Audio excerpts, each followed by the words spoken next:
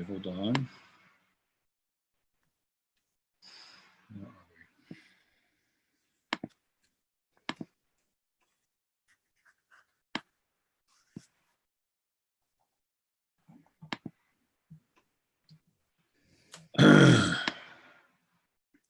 What is that clicking? That's me. I'm just trying to find where we are now. That's all I was hearing before. I thought it was my speaker. I was like, oh, my speakers are mixed up. It's all that's coming is a click. Hey, it looks like we are live and streaming live on YouTube right now. We got 9 people watching. So, Raw, we're there. There we go. The man is clear. Hey, everybody. I don't know.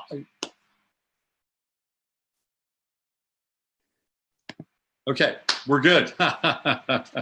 Yeah, we're good. Here we go. Hey, everybody, what's happening? It's Robert Phoenix, and welcome to the Friday FARcast. And I'm really psyched, thrilled, happy to bring my good friend Ra Castaldo back on the show. And Ra, who I've now dubbed the Wizard of Westchester, even though he's not living there, he was born there. And we had such a great experience last time that I wanted to get him back and get him on the show, when the time was right. And then Ra started to post some stuff on Facebook that was really super interesting. And it was a couple of threads that really got my attention. Number one, since he posted on Facebook, we could probably talk about it. He basically shared with us that he was being targeted. And one of the reasons why he was being targeted was that he started to uncover some really powerful information that was connected to a series of obelisks in Vatican City and the Pope and some other related material. And then all of a sudden, Notre Dame happens and it goes up in flames. It becomes sort of this kind of, modern burning bush in some ways. And now Ra has amassed a considerable amount of material that we're going to try to cover today that connects all these different aspects and gives us kind of an indication as to where things are going. And one of the things that Ra was talking about here is that these are potentially symbols that relate to the apocalypse. And we cannot deny that we are in very unusual times. This is not like any other period of history. Where we are now is even remotely close to where we were, say, 5 or 6 years ago during kind of the last years of the Obama administration. Everything's been accelerated. We're living in kind of a quantum time now. And I think Ra's going to be an extremely important and insightful guide during this show, obviously, and even in the weeks and months and years to come. So, Ra, hey, thank you for taking time out. I know you got a real busy life. Welcome back, and let's start diving into this thing. Thank you, buddy. Robert, it's always a pleasure to spend time with you and to be here with everybody else to share information and try to uncover the truth and what's happening on this planet at these crucial times like you're talking about. And you can see even my eye here has been red. I've had a sty over my on my eyelid for days too, and this has happened in history when I've caught visions or glimpses, piercing the veil of our time, past, present, and future. We're all running now, and somehow I catch glimpses of this, and sometimes I'll wake up with my eyes swollen and things like that, and it's intense. And yeah, we're living in repeating times, but like you said, these go through cycles, but this time is like never before.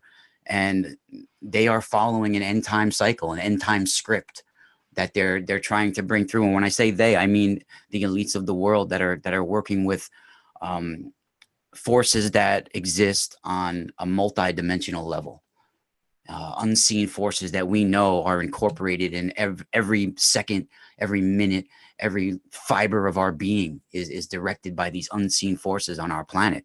We're literally living in a living, breathing system, and we're involved with this system. And we're at a crucial point where a cycle is ending and a new one is arising. And these forces are trying to hijack that new energy arising. And we're at a spiritual war, and we're standing on the front lines trying to fight for the history, our ancestral memory, to preserve that, and for the future of our ancestors. And this is truly before we become automatons and part of the singularity that's emerging. We all feel it. We all feel it. And we're at this crucial point in time where spirituality, artificial intelligence, materialism, and nature are all entwined in some sort of weird knot. And we're all, it's inside every choice we make. Every time we get up, we're at war with each other. The light and the dark, the heaven and the hell, the smiles, the frowns, the up and the down. It's all within everything we do. This spiritual war is upon us. We go through this spiritual war every day because it's happening within the heavens. It's happening within the underworld, the above, the below. It's happening all around us. So it's incorporated with our daily lives. We see it taking place. There are legions of evil and legions of good all over right now. It's upon us. The veil has been lifted, and everything, there's light and dark is not equal anymore. Is not at a standstill anymore. It's at war. We're not at a standstill. We are at war. And we're going to talk about, and we could do a series of these shows, Robert. Even though my time is limited, we need to do a series maybe, because there's just so much info. But what I've been uncovering because of my genetic history and because of certain research that I've dove down through experiences I've had, is that the Vatican, the popes, they have taken over an ancient priesthood of kings, of priestly kings that involve sacred groves and mystical sacred places on our planet, high energy vortexes on our planet. And they have taken over the priesthood of Nemi, where my family originates from Lake Nemi, the Owlbound Hills there. It's a volcanic crater. We're going to touch on volcanoes too a little bit today, because I believe these are creation points. They are not just gateways, but they are portals of creation. Even in Kabbalah, you'll see in the Sefer Yetzirah, it's their book of creation. They have the three elements of creation are fire, water, and air, breath, right? And this is incorporated in lava. And I believe that volcanoes, and I hate even using that term, I believe, because it sounds like a bunch of woo-woo stuff when you're always like, I believe this, I believe that. But when I say that, I mean through my experiences and through my research, from what I've been uncovering, glimpses I've caught, is that volcanoes are sort of like mystical cauldrons of sacred fire. It's literally the lava is programmed with primordial ooze of creation, and they're connected to the core of the earth, and new things cross over through fire. They arise through fire, and I believe even this Notre Dame rituals was sort of something crossed over through the flames. And it's possibly that it was lit on fire through an energetic weapon that set the spire on fire. Yeah, it feels that way. Yeah, and the Knights Templars also, we're going to touch on this today. I'm just kind of giving a little brief of what we're going to talk about today. They were using a technology that we don't have today. It emerged in the 12th century, where I think a time manipulation took place. And now it was gone 100 years later, never to be seen again, burned with the Knights Templars or hidden somewhere, right? So to make these stained glass windows in these Gothic cathedrals, they had to use a hermetic alchemy that a certain flame had to be used that only a meteorite or asteroid can turn something instantly into glass. Instantly into glass, where it's made in this sort of magical technology that we don't understand. They employed Persian philosophical mathematicians to help make these rose portal hermetical alchemy windows. And they are an interdimensional anchor. They exist on layers of our reality. It might be a stained glass window in this physical realm, but in another layer of this reality, it's literally an interdimensional gateway. And I think that it turns into a swirling mandala, some sort of energy vortex, and something can cross through that. And that's possibly what we saw when you have Knights Templars emerging out of the thin air on top of the high tier, while the Notre Dame Cathedral is burning. You can see a Knights Templar emerges, runs through the beams, and then disappears. So where did this come from? This was not a Muslim on top of there. You could see there's no way to go, he just came out of nowhere. And I don't know if you've seen those videos. So you're talking about the figure that is on top of the spire, near the spire. Full Templar outfit, yeah. It's very interesting. Very, very interesting. No, there was one running during the burning. During the burning, okay. On top of they have a video of it. Oh God, I have not seen that. My God, my buddy Leo Zagami put it out. We put it live on Off Planet Radio the other day when I was with Randy. It's literally while it's burning, you could see a Knights Templar emerging from behind the beam out of nowhere, and then he's running, and then he just disappears, and he's in full chainmail. You know that outfit that they wear and everything. Yeah, right. You could probably pull it up right now. You know, it's pretty intense. I mean, but we'll get it later. But let's see what we can do. Let's see if I can just put Notre Dame Knights Templar Leo Zagami. You could find it real quick. And so they incorporated the spirit mundi, the breath of the universe, into making the stained glass windows. You know, these Knights Templars, they found this. They're called literally like the children of Solomon. They found this technology in ancient Jerusalem, and it emerged in the 12th century when they found it, and they incorporated in making these weaponized cathedrals. They're literally like weaponized cathedrals. You know, and they're made, if you look from a bird's eye view, they're made in like a Celtic cross formation, almost like a tarot Celtic divination way. You know, it's very interesting when you start to research them. You know, the spires, I think that spire was hit with an energetic weapon or lit on fire that way. Yeah, it certainly feels that way. I found the video. So this is actually from InfoWars, and we can even tie this in because InfoWars was banned. And my buddy's Leo's my buddy. He has no problem with us using this, I'm sure. So okay, so let me just do a little screen share action here. Back into the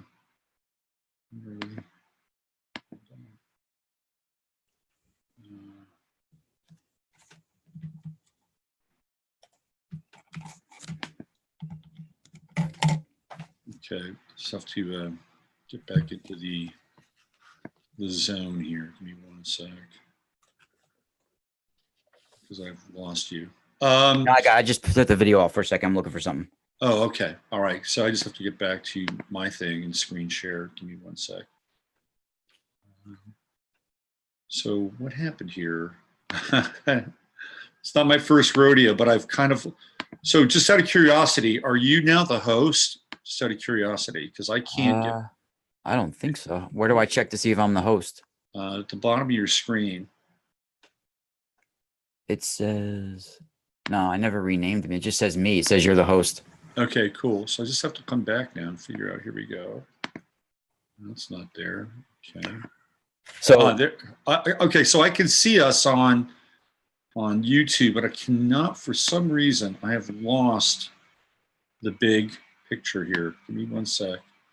Well, I'll pick it up just until you figure it out. So let's brief everybody a little bit about these Notre Dame cathedrals too. I mean, these Notre Dame cathedrals, there's a series of them. It's just not the Notre Dame of Paris. There's many of these Notre Dame cathedrals, and they're made into the Virgo constellation. If you map them out, and it's not me that figured this out. I have a diagram here of Louis Carpentier, I think his name is Carpentier. He has this diagram that you could find in some of Lawrence Gardner's books of the Virgo constellation making out the group of the Notre Dame cathedrals. Now, the Virgo constellation is what? The Mother Virgin. That's right. You know, and they're bringing through a new virgin goddess, in my opinion. And from the visions I've seen when I'm researching this and the little glimpses I get and what's coming to me, intuition and psychically, whatever you want to call it, is that they're trying to bring, or they brought through, a new virgin goddess, a new mother goddess to bring a new breed to this planet. And and she could have been brought through the flames, or some sort of androgynous being, even some sort of Sophia or something like this, where it's an androgynous mother goddess. And a lot of these churches, even in Italy, are named Santa Sofia or Santa Maria. This is the mother goddess. You know, this is the one that they are looking to bring a new one in, and it's made in the Virgo constellation with Notre Dame right in the middle at the center point coming out. Right. And, you know, we could talk a lot about, but these Gothic glass cathedrals had such an incredible power of transforming energy, the harmful energy, into beneficial light. The ultraviolet rays that are harmful, it will turn it into really beneficial light. It's a technology that we don't have today. And they called this literally the cosmic breath of the universe, the spiritus mundi, that they incorporated in making the very particles inside this glass, you know. And one of the cathedrals is the Notre Dame de Chartres. And this is on the most sacred area of France.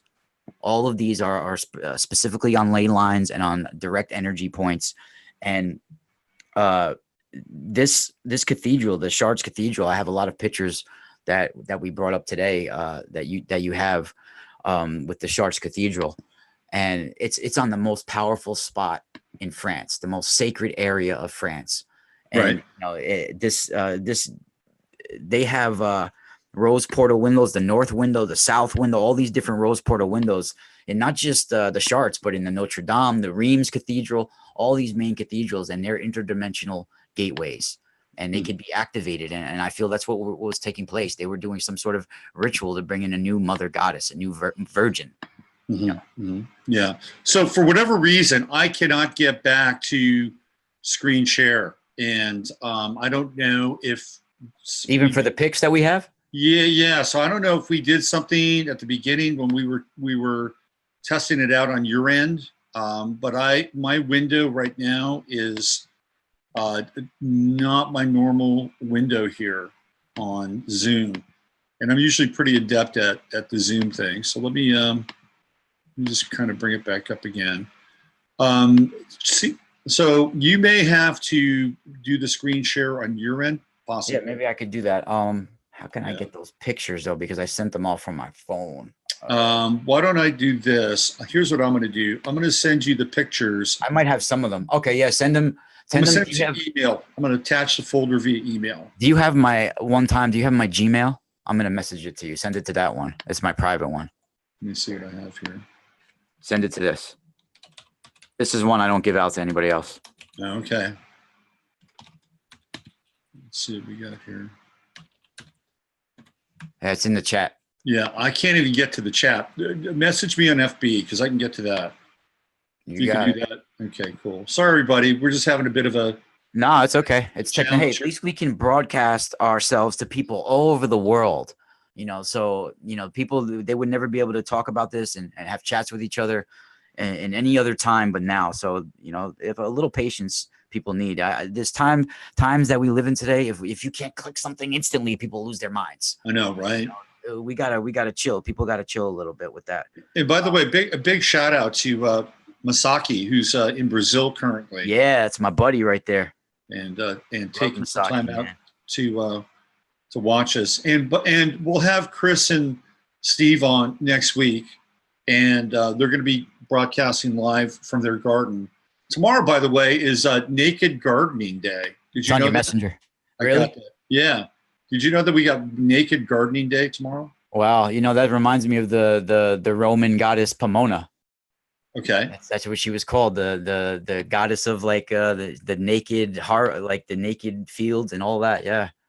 That's a big if you guys want to get into some naked gardening, I think tomorrow is the day to do it. Okay. So we have a place not far from me called Pomona too. I think there's a Pomona, California too. There is Pomona. There's a big university there, Cal Poly Pomona. And interestingly enough, Pomona near me is where all the orchards are and nurseries and all of that. So that's why they named it Pomona. It's after the Roman goddess, garden of nurseries and plants and all that. So Cal Poly Pomona is not far from JPL, the Jet Propulsion Laboratory.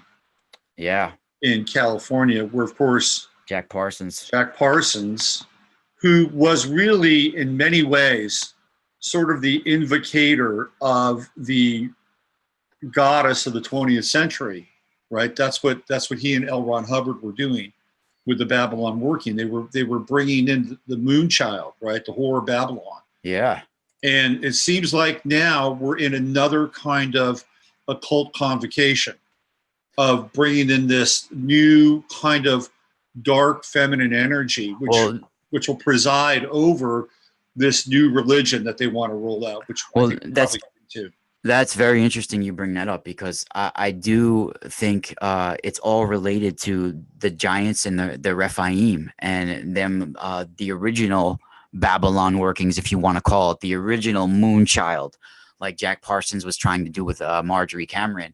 The Rephaim, if people don't know, and I know a lot of these topics, and people, for those that are hearing these topics and they think it's woo-woo, or this guy's just a lot of speculation or this or that, you're going to probably look back on this and be like, wow, that guy did know some things, because this a lot of this is you could find in history, but some of it you can't find. It's stuff that you could pull out of our Akashic records, or whatever you want to call it.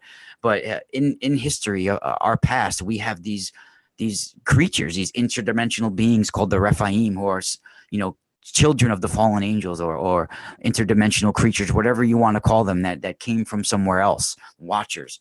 And these giants, they were trying to bring in a moon child. They were brought through this physical plane through sorcery, and some of them were earthborn, and that's why I believe they're connected to this physical realm as disembodied spirits now. So these earthborn Rephaim, they were having a hard time bringing in a moon child, bringing in, having birth, some sort of birth on the planet, bringing in a child. So they went to the Temple of Baal to bring it in through sorcery, to be able to have a moon child, they called it. And, they would worship it in the Temple of Baal. And King Og from the Bible and his queen Lestha, his red-haired, beautiful giant wife, and King Og, according to Josephus, if you look into Josephus, King Og was a giant, but also like a good-looking person, and braided goatees, and like he had a harem of women and sorceresses and temple dancers and all this stuff in the Temple of Baal. So he basically was trying to bring in a moon child, and this is where that technology or sorcery comes from. They fail to mention this in Aleister Crowley. They fail to mention this in Jack Parsons, but the red-haired giant of Queen Lestha and Lilith, originally Lilith, this is where they get these Babylon workings from. This is why Marjorie Cameron had to have red hair. This is why this is where it comes from. People don't even, I never hear them mention that aspect of it. Yeah, the red hair thing is really interesting. And it shows up in a number of very unique and unusual ways. I sent you that folder. Yeah, I'm going to my email right now. You should have it. So one of the things that I stumbled onto, and some of you guys who are already really switched on have probably found this too, but there's a video by Robert Safir, and he was talking about how how Muhammad was actually redheaded. He was redheaded, and he had a red beard, and he was pale skinned. So, so this redheaded kind of factor is really interesting. Now, Jay Whitener has some thoughts around this, and I've also kind of put a few things together, and that the redheaded kind of cast, if you were, is actually not from this planet at a certain point. Like the redheaded cast in Jay Whitener's world, the redheaded cast comes from Mars, and there's a kind of an oxidation process that takes place. If you go back and look at some of the stuff around Utnapishtim and Noah and Enlil and Enki, that there was actually this whole kind of concept of Noah and the ark doesn't have anything to do with Earth, and that Noah was relocated theoretically to Mars, and then at some point the tribe of Noah is reinserted back into the planet, and when they come back, now we have the redheaded cast, and it's this redheaded cast which becomes this group of Aryans that comes down into northern India and then begins to populate around Morocco. Have you checked into this much at all, Ra? This theory? No, I'm listening. I know some of it. Yeah, I mean, I follow a lot of him on my own way. Yeah. So Yeah. it's like, yeah. So a lot of it lines up to what I've, damn, did I just delete why did it just say it archived that conversation? It like took. I don't know. I don't know. But I do know for a fact that you're in charge of the show now because I can't do it. You're the host. So if you can make me the host or share the host, something like that, then we could probably, because I don't have any screen share privileges now. You've got. It says you're the host. Really? That's Yeah. so weird, man. It says says attendance panelist 2, and you're the host. It is so weird. Anyway, you've Can got you send me that again? Absolutely. Because why did it said it archived it, and I don't know where the archive is now. Okay, hold on. I think, you know what? Whenever there's something to like, they always try to throw a spike in it when there's like real info coming out, important info to talk about. All right, let's do this one more time. Yeah, it happens like this sometimes. My first time I've ever encountered not being able to use the. Where did that go? So you've got your thing and I got my thing here. Okay. Yeah. Funny. All right. File. And here. All right. Take 2. Take 2. I'm gonna load this thing up. One more time. You motherfucker. You should have seen the experience I had this morning. I have it on video. I could send it to you. I put it for my patrons. I literally found like a devil's chair, a stag god throne of ruins in the forest I've been checking out. That's a Roman Catholic retreat grounds. Yeah. It's like an ancient throne in ruins. It's almost like megalithic. Interesting. Yeah. I have a picture with the one today. Did you send it? I'm sending now. All right. Because I didn't see it pop up. So in the folder, all 44 images got uploaded as single images. So I didn't want to go through and upload all those images again. So I'm sending the folder one more time. All right. Thanks for your patience, everybody. We'll get here. Yeah, we got it. Don't worry. I mean, there's so much to go over. Like I said, we could do a series of these shows because just the Notre Dame is a whole show probably in itself, and all those cathedrals, and then the priesthood of the Vatican, what's taking place. And I really do feel that in the 1960s, something really intense changed. There was a spiritual war that I want to talk about going on for this priesthood of Nemi, the Rex Nemorensis. And this is where you control the sacred groves, not only there, but on other places of the planet of spiritual power. And I think when John Paul I was basically killed, I feel. And yeah, he was killed. He was killed. John Paul II took over. They took over the priesthood of Nemi officially. Yeah. And when you sacrifice the king, the Pope, and a new Pope arises, this is where the new priesthood, they took over. And you can't beat the Rex Nemorensis, the giant of the sacred grove, through physical strength. You have to beat it through sorcery. And they used an ancient sorcery to take over this priesthood of Nemi. I got it now. Okay, cool. So just to give people also some background historically, 1966 was Vatican II, and that's when everything pretty much got changed with the Catholic liturgy. And some made the case that, well, it was the Catholic Church trying to kind of, update itself for the times, right, the 1960s, but they moved the Mass away from Latin. That was number one. But there were a number of other changes that were part of Vatican II. And one of the big changes with Vatican II was there was kind of this contentious relationship with the Catholics and the Jews. And it's like, well, who really killed Christ?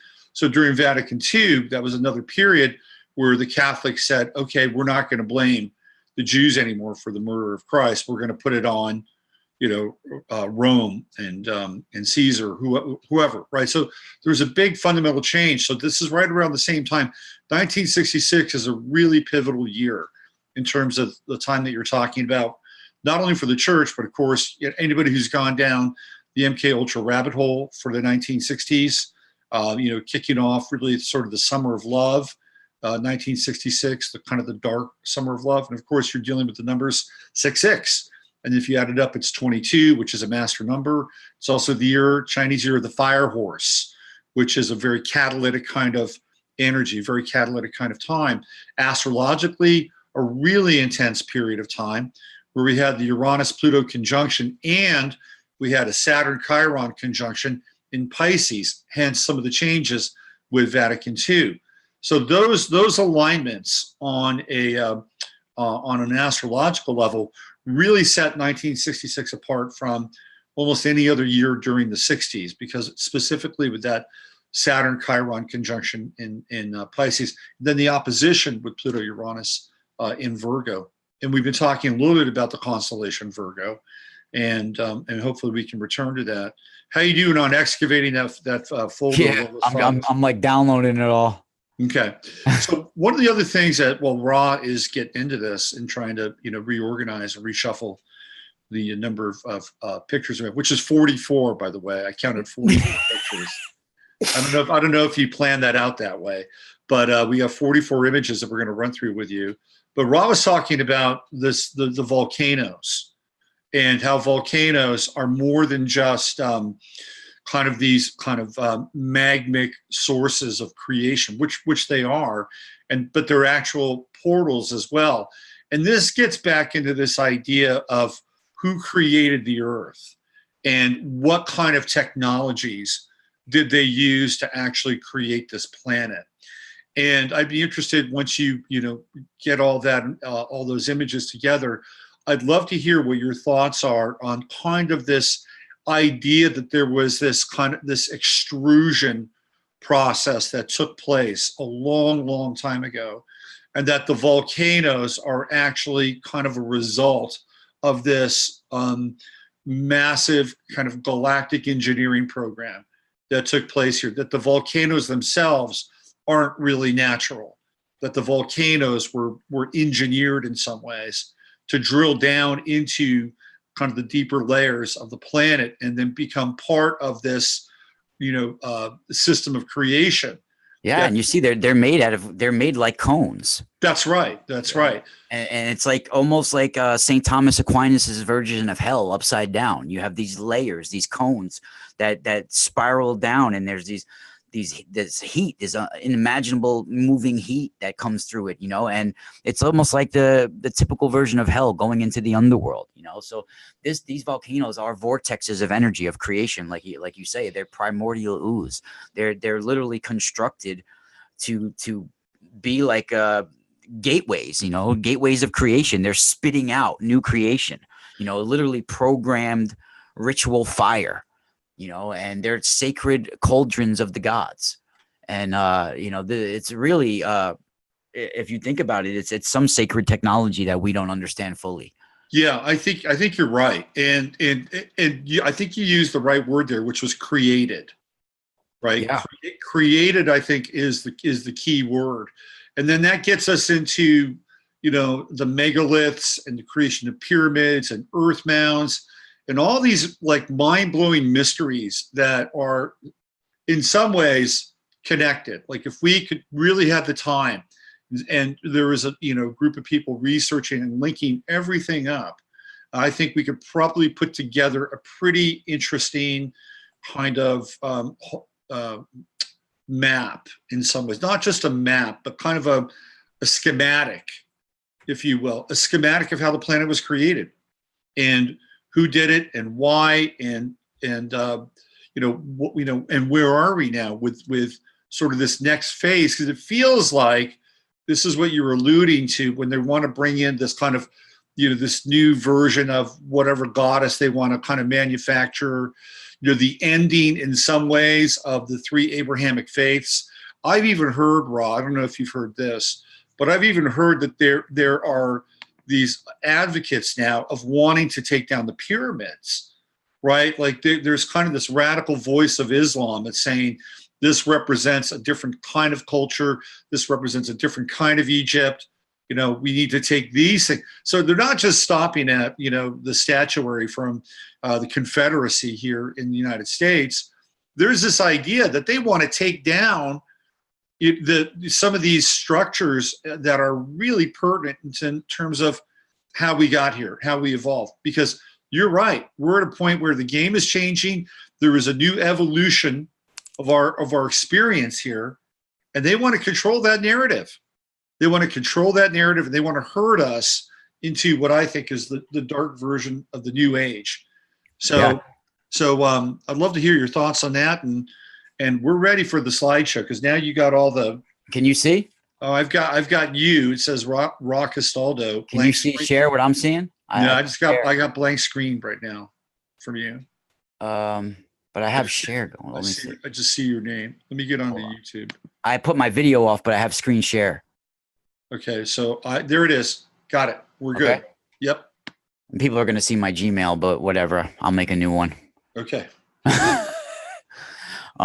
It's okay. People can have my email address. It's nothing. Whatever. Okay, so where did you want to start now? We're starting with the volcanoes, I guess. We're having volcano talk. You got some volcano pictures you want to share? I have no volcano pictures, but I mean we're right on there. Let me see if I have this one picture of so this is the one picture that I was talking about with St. Thomas Aquinas's version of hell, basically. Yeah. And this is like almost an upside down volcano, if you think about it in a way. Right. It's like this was all these layers of hell, and this is a cone, some sort of spiritual vortex. And I believe that what he saw was some sort of volcanic technology in his vision. That's this is totally cyclonic, right? Yeah. So this is Aquinas's version of hell.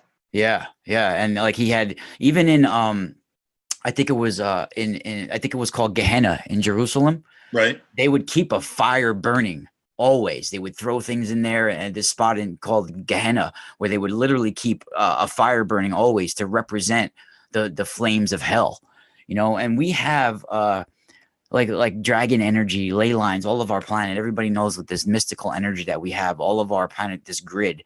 And when you have an obelisk or an ancient tree or some sort of divining, it's like a divining rod put into the ley lines.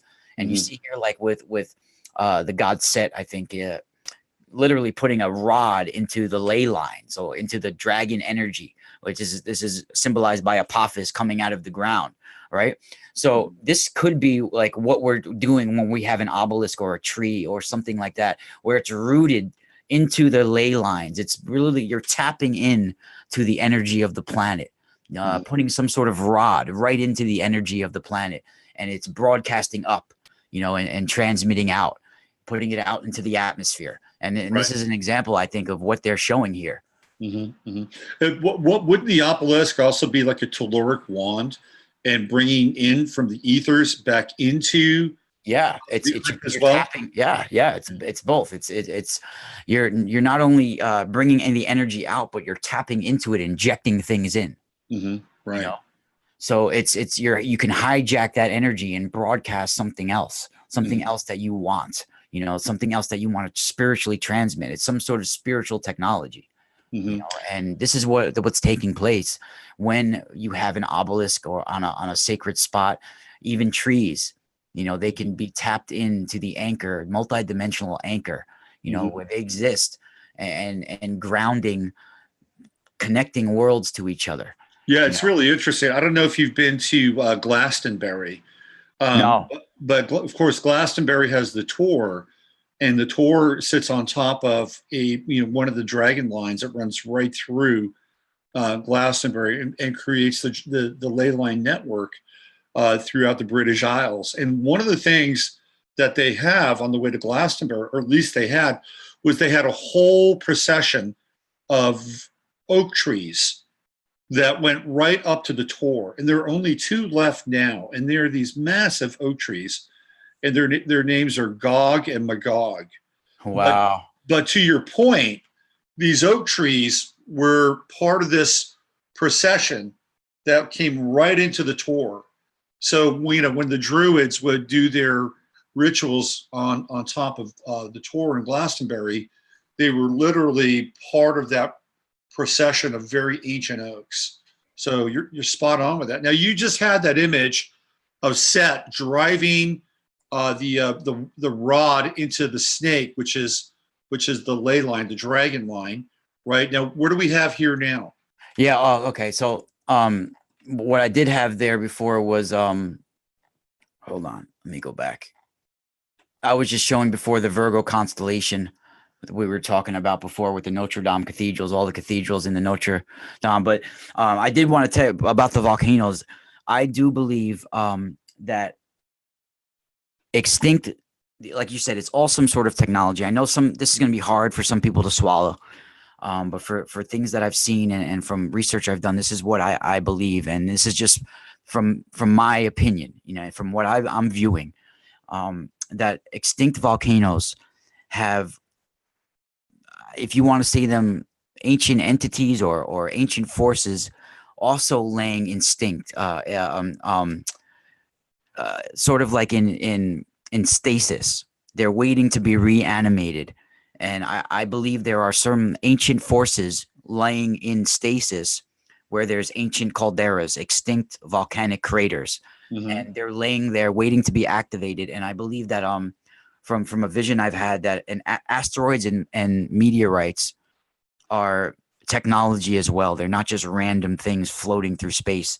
They're actually caravans traveling interdimensionally, waiting to terraform and bring a carry load, some sort of transportation. They're bringing genetic material, iron, hermetic alchemy. I mean, in ancient alchemy, dragons are made of metals, genetic material, all sorts of things. And this is what you have with an asteroid.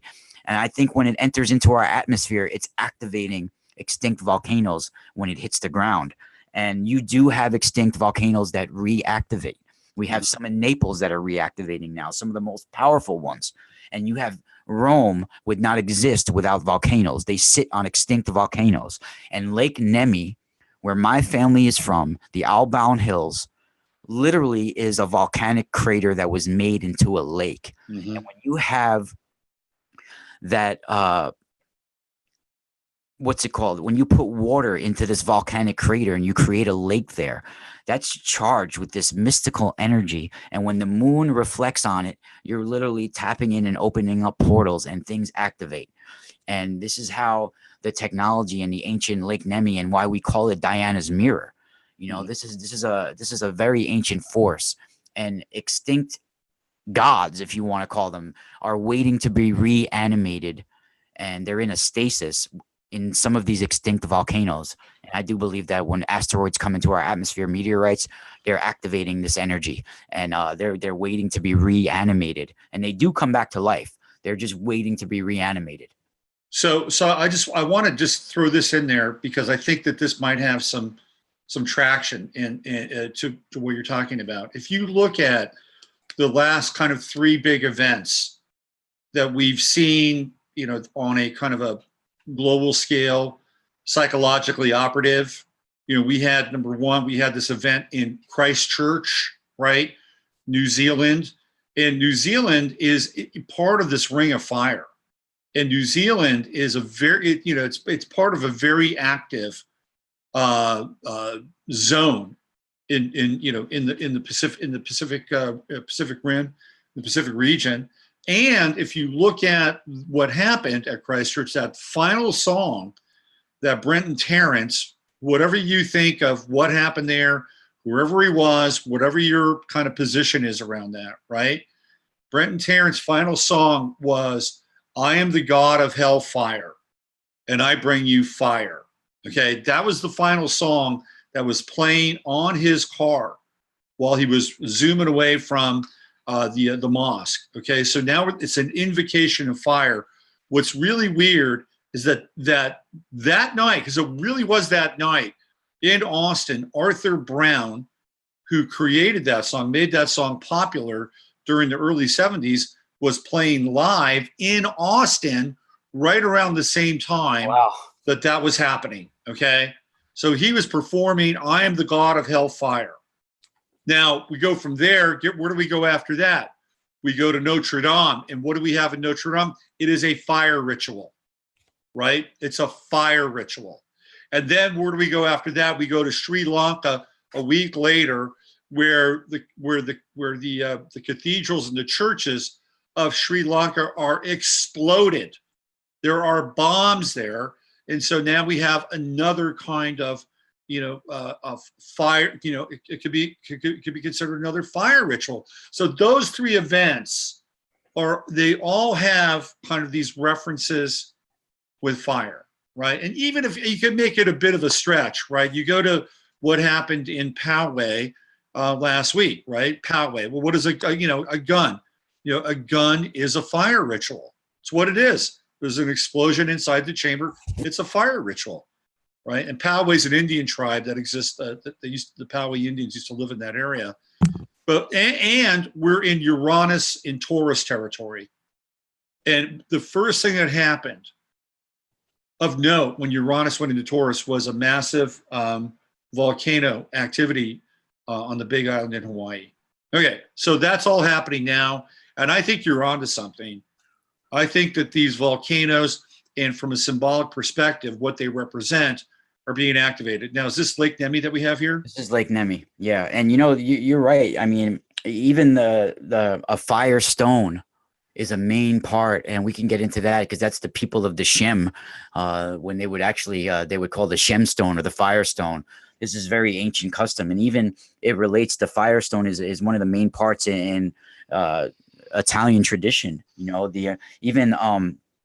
They would take like they would have the family around the fireplace, when the mother gives birth, they would bring the mother home.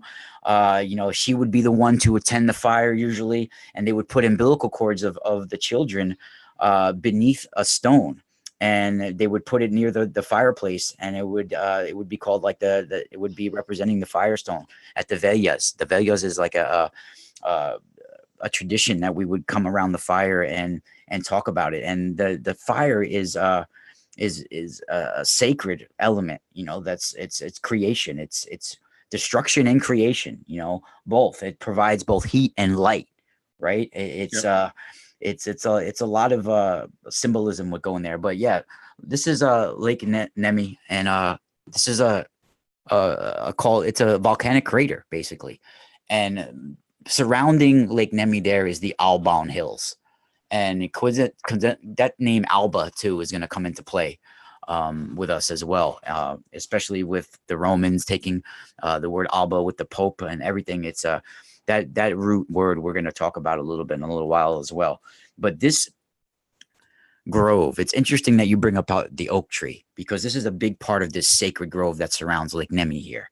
Mm-hmm. This grove contained a certain tree, an oak tree that grew, that is part of this sacred forest, and this ritually programmed forest. It's basically a technology, these hills. All right, this is where the Pope goes when he's on vacation. This is where they go and they do mystical rites here.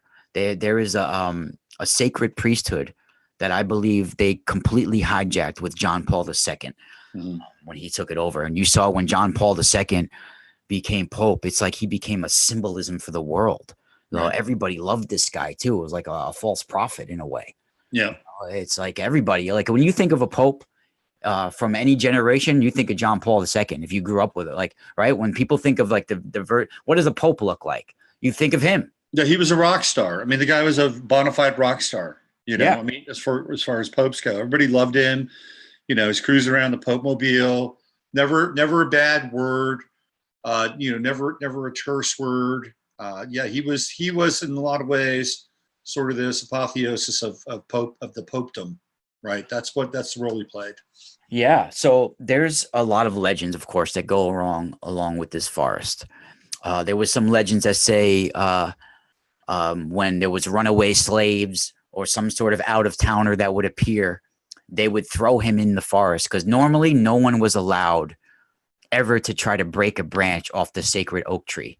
Mm-hmm. If you look, one of the only places you can find real info about Lake Nemi and the surrounding sacred grove is in the old book from the 1800s by James Frander called The Golden Bow. Very great book if you ever want to pick it up. It talks about these priestly priesthoods of sacrifice.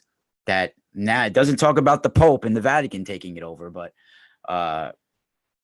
this is this ancient priesthood that exists in the Roman Catholics today. And it looks just like a mirror. I mean, look at this thing. It's called Diana's mirror. Yeah. It's called Diana's Mirror. So this basically, the guardian of the grove is called the Rex Nemorensis. He's called the king of the woods, the holy wood, Hollywood. All right. Nemi is basically means holy woods. The Nemorensis is the king of the woods. The Rex Nemorensis means the god of the woods. The guardian of the grove would be some sort of hooded figure that would appear and lurk around. Now, in order to challenge to be the king of the woods, the Rex Nemorensis, you would have to break a branch off the sacred oak tree. And then all of a sudden a giant would appear called Verbius.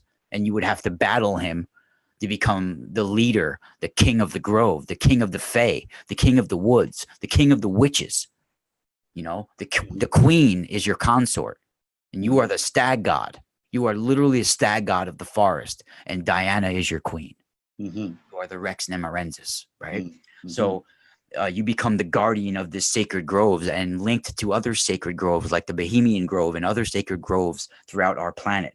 Now, Verbius was this giant, this solar god that lived in the forest of Nemi. And, Verbius first had offended the god Venus. Right. And by rejecting her for goddess Diana, he loved the goddess Diana instead. And in return, for him choosing Diana over them, Verbius became guardian of the grove and had to be stuck into this realm here as guardian of this grove, and he had to always be in battle for those who would challenge. Now, there's no way to beat this giant physically. The only way to beat this giant is through sorcery.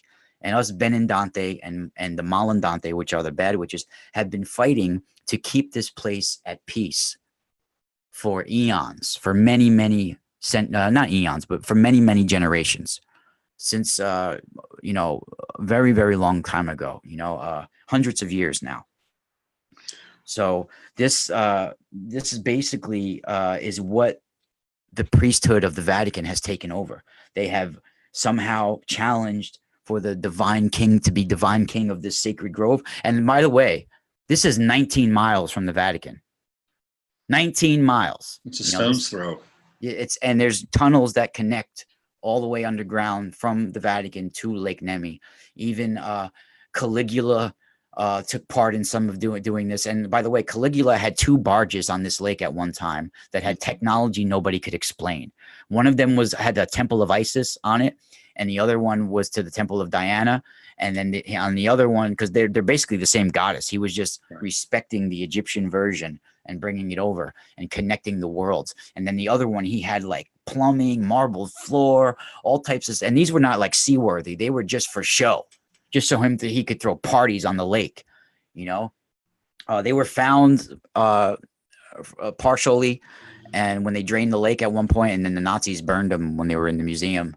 I think only like the hull of it is like left in one of the museums near there. But this is Caligula went crazy going for information about this lake and the portals that exist within it, because it's a technology. My family's been protecting secrets about this lake for a very long time.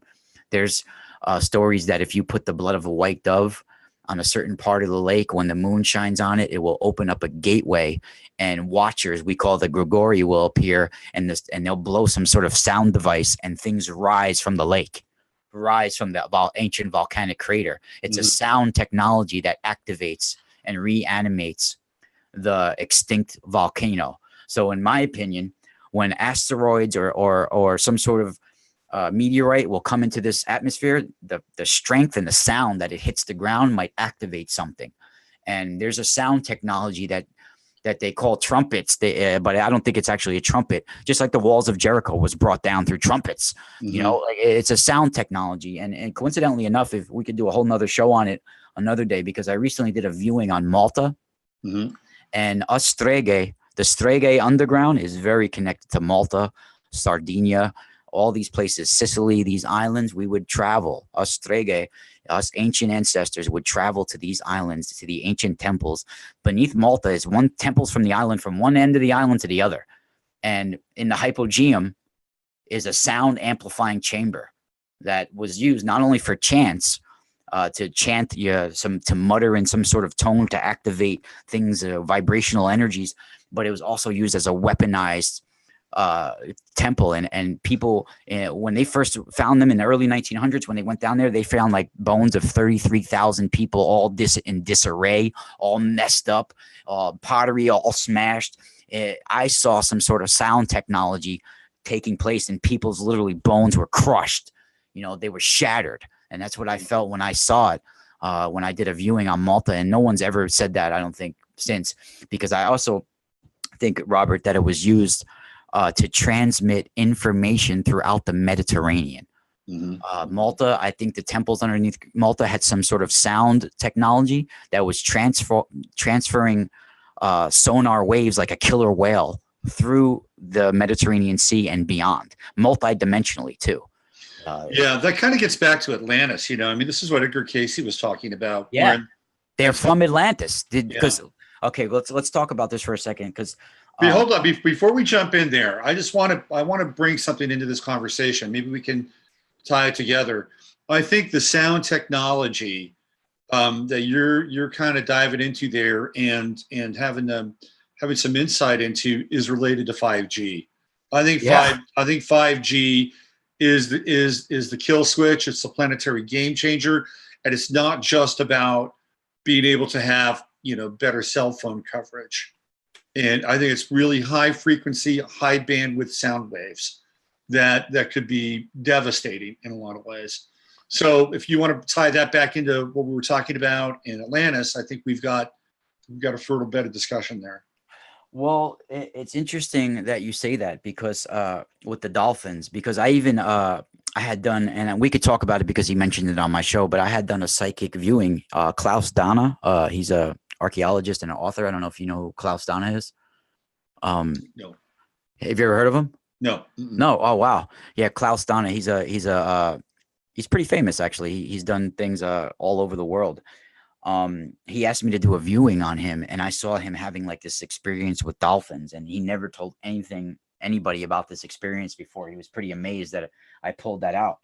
But dolphins are from another world. They're from an old world. They're from Atlantis even, and they are supposed to transmit information to us about our past lives, our ancestral information, all this stuff.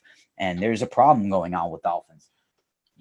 They're not being utilized in the way they were meant to be, and this is why they're beaching themselves and things are happening like that.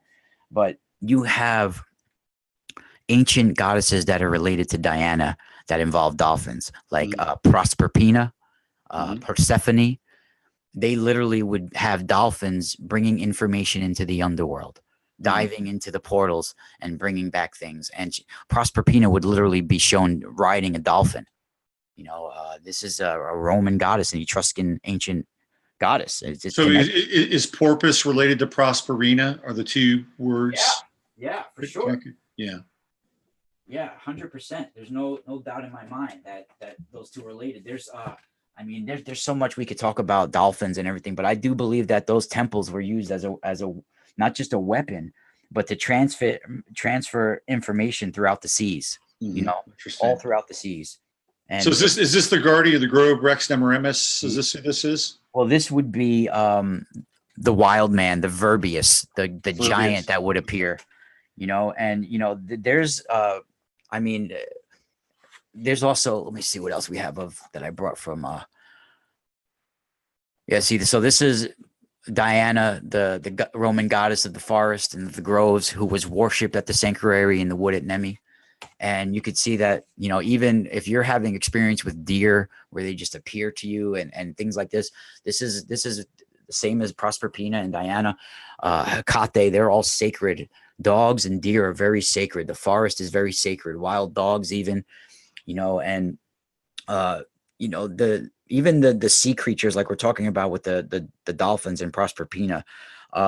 Even the ancient Romans, they saw dolphins as the ones that like would escort the dead or escort souls into the netherworld or underworld. Even in Celtic, I forget the name of the goddess now, Robert, but there's a Celtic goddess who is associated with dolphins, and she is depicted like escorting souls and being guides for people across the sea. And both of them are also linked to hounds and dogs. Dogs are always said to be guardians of the dead, or transport people of the dead. Even Anubis, having the dog's head, transporting souls. Saint Christopher carried Christ across the water. He had a dog's head. He was from the cynocephaly, an ancient dog race, or the Neuroi, these dog-like beings. So these are all ones that transport souls. Dolphins are also ones that transport souls.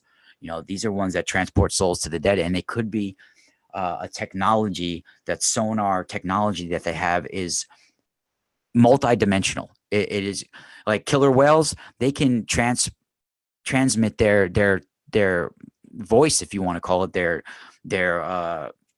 like underwater radar across the whole world, through all the oceans, and throughout the universe, even on a multidimensional level. The Celtic goddess is Nehelania.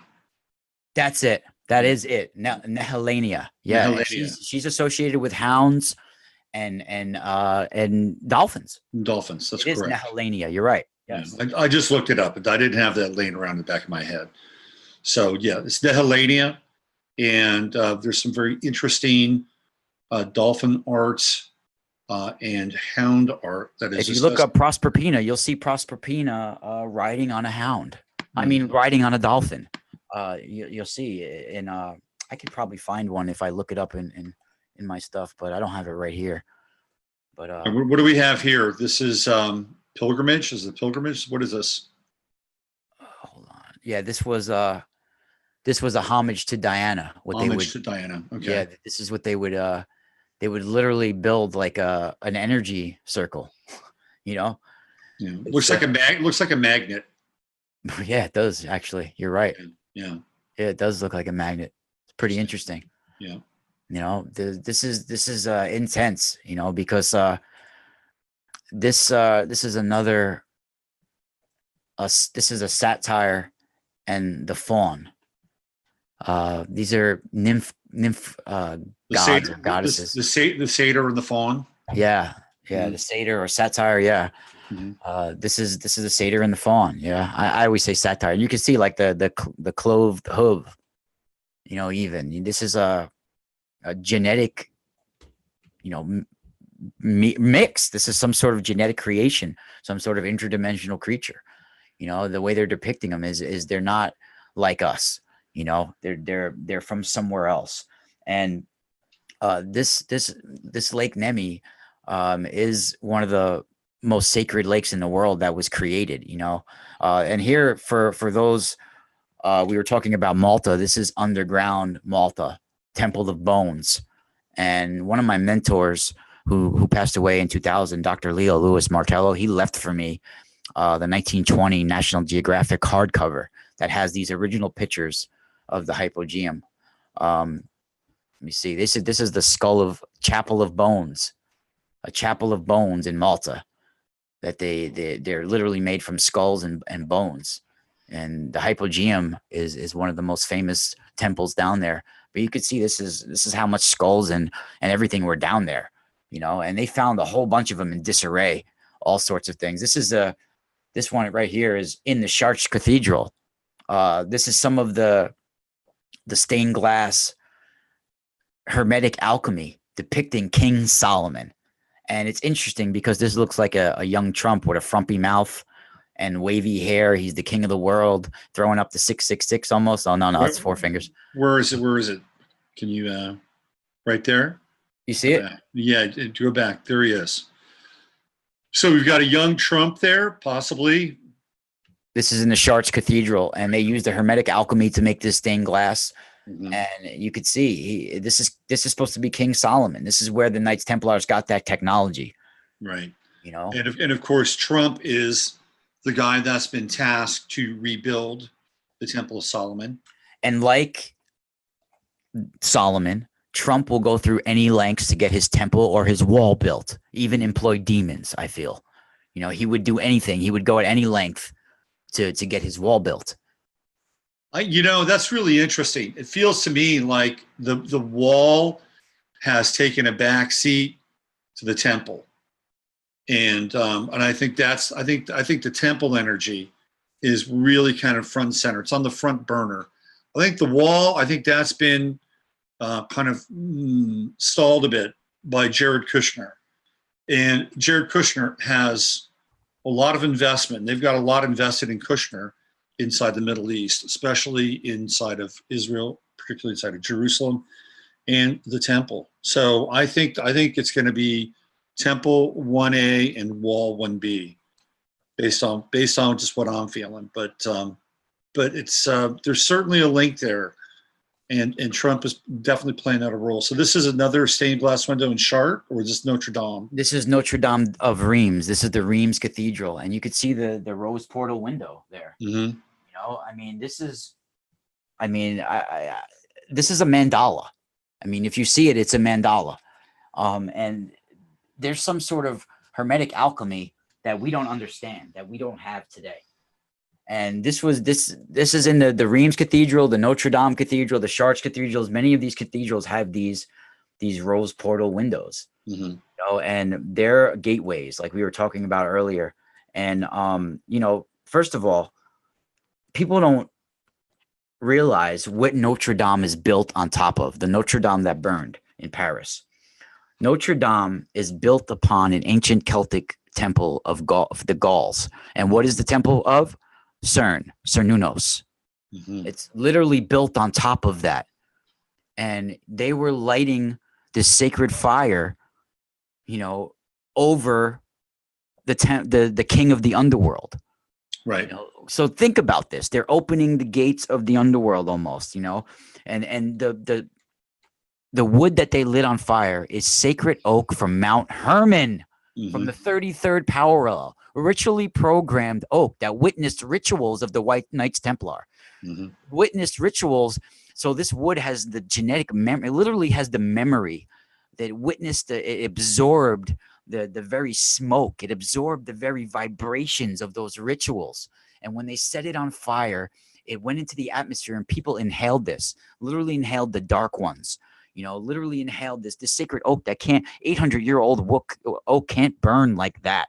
It got set on fire by some sort of an energetic weapon. Yeah, I've seen that video where they took a torch to some of the old wood, some of the old oak that was as old as the oak inside of the cathedral, and it wouldn't burn. They took a torch to it for what, about 5 minutes? Like a full-on, you know, yeah, I mean, really, really high intensity torch. Nothing happened. So it had to be a directed energy weapon. Yeah, and we're talking about, you know, stag gods, the Queen of the Woods, all of this underneath this Cathedral of Notre Dame in Paris. I mean, literally, Robert, there's an altar dedicated to Cernunnos, Mm-hmm. and it I'm not, you know, this is not just speculation. It's inscribed by name on there. It's a horn god inscribed by name. Cernunnos. It's built on type, and even though he was the supreme deity of Gaul. You know, this was their god. This was their, and this altar was once a sacred site, and his temple even. And the Catholic Church has taken over this and hijacked that spot and opening up the underworld, just like we're going to get into with the Vatican. I mean, I hope we have time to talk about that because, you know, the Obelisks. I mean, if we have to do another show, we would. But you know, this is intense because there's something going on here. These are not just sacred. These are not just random occurrences. People have to understand that this is not conspiracy theory. I'm not a conspiracist. You know, I hope people don't think that I'm just into conspiracy, because I'm not. You know, I'm into occult history. I'm into mysticism, if you want to say, true history. I'm not into any conspiracies. I'm not one that researches conspiracies or anything like that. Maybe mythology, if you want to call it. I'm into that a little bit, but I'm not one to think this is a conspiracy or that. It's either what it is or what it isn't. You know, it's not about, you know, so this is not something that's a conspiracy. I mean, you literally have Knights Templars that were running on the roof in Knights Templar outfit during this ritual.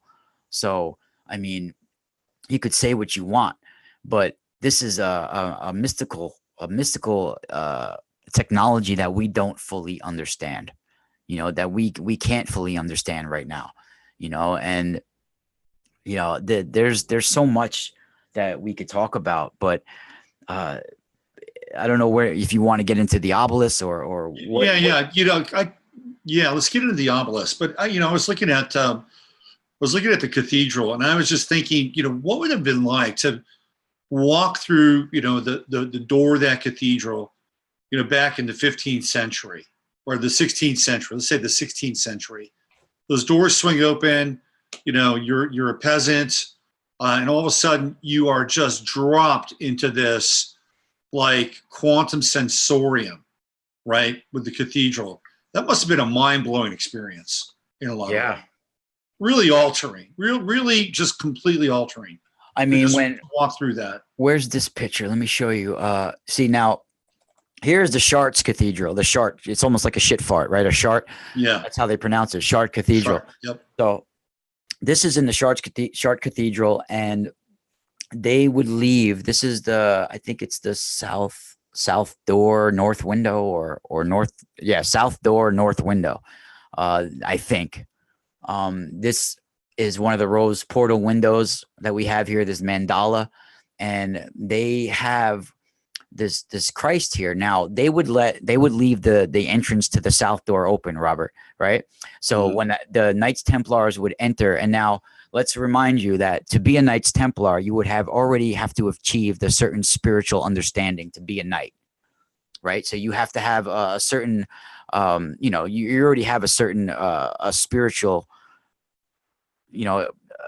program. I don't know what you want to call it, but you already have some sort of spiritual knowledge. You've already had you'd have to level up, right? Yeah, you'd have to. It's required. Yeah. It's a required spiritual knowledge you would have to just be a Knights Templar. So they made these cathedrals with this spiritual technology. So they would leave the south door to this cathedral open. So when the knights walked in the door, their heads would be right here at the feet of Christ, and they would see Christ sort of emblazoned behind this from coming in through this window. He would be emblazoned, like his aura would be shining, and it would be like a mystical experience as soon as they walked in the door. It's like they're initiated with the aura of Christ, with like he's walking through the doorway at him. So it was made with these ways. This is the reason why these cathedrals were made, for a sort of spiritual technology, and I believe a weapon. They were weaponized. And if you see this, where is it? What some of these spires look like here. I mean, that looks like it's a receiver and transmitter of energy, like some sort of antenna. So what are we working with here? I mean, what kind of technology do we have here? Like I say, it was found by the Templars. It emerges in the 12th century, and then it's gone 100 years later. We never see it again. We don't have it. They cannot make those windows today. No, they can't. There's no way they can't. They can't. They've tried. They cannot make those windows today. And like I said, I believe that you need a certain heat, like an asteroid or meteorite exploding, or some sort of nuclear blast or energetic weapon, to turn metal or some sort of object instantly into glass. And that's the glass they were using in these windows. They were using a sort of hermetic alchemy where it was changed into glass instantly.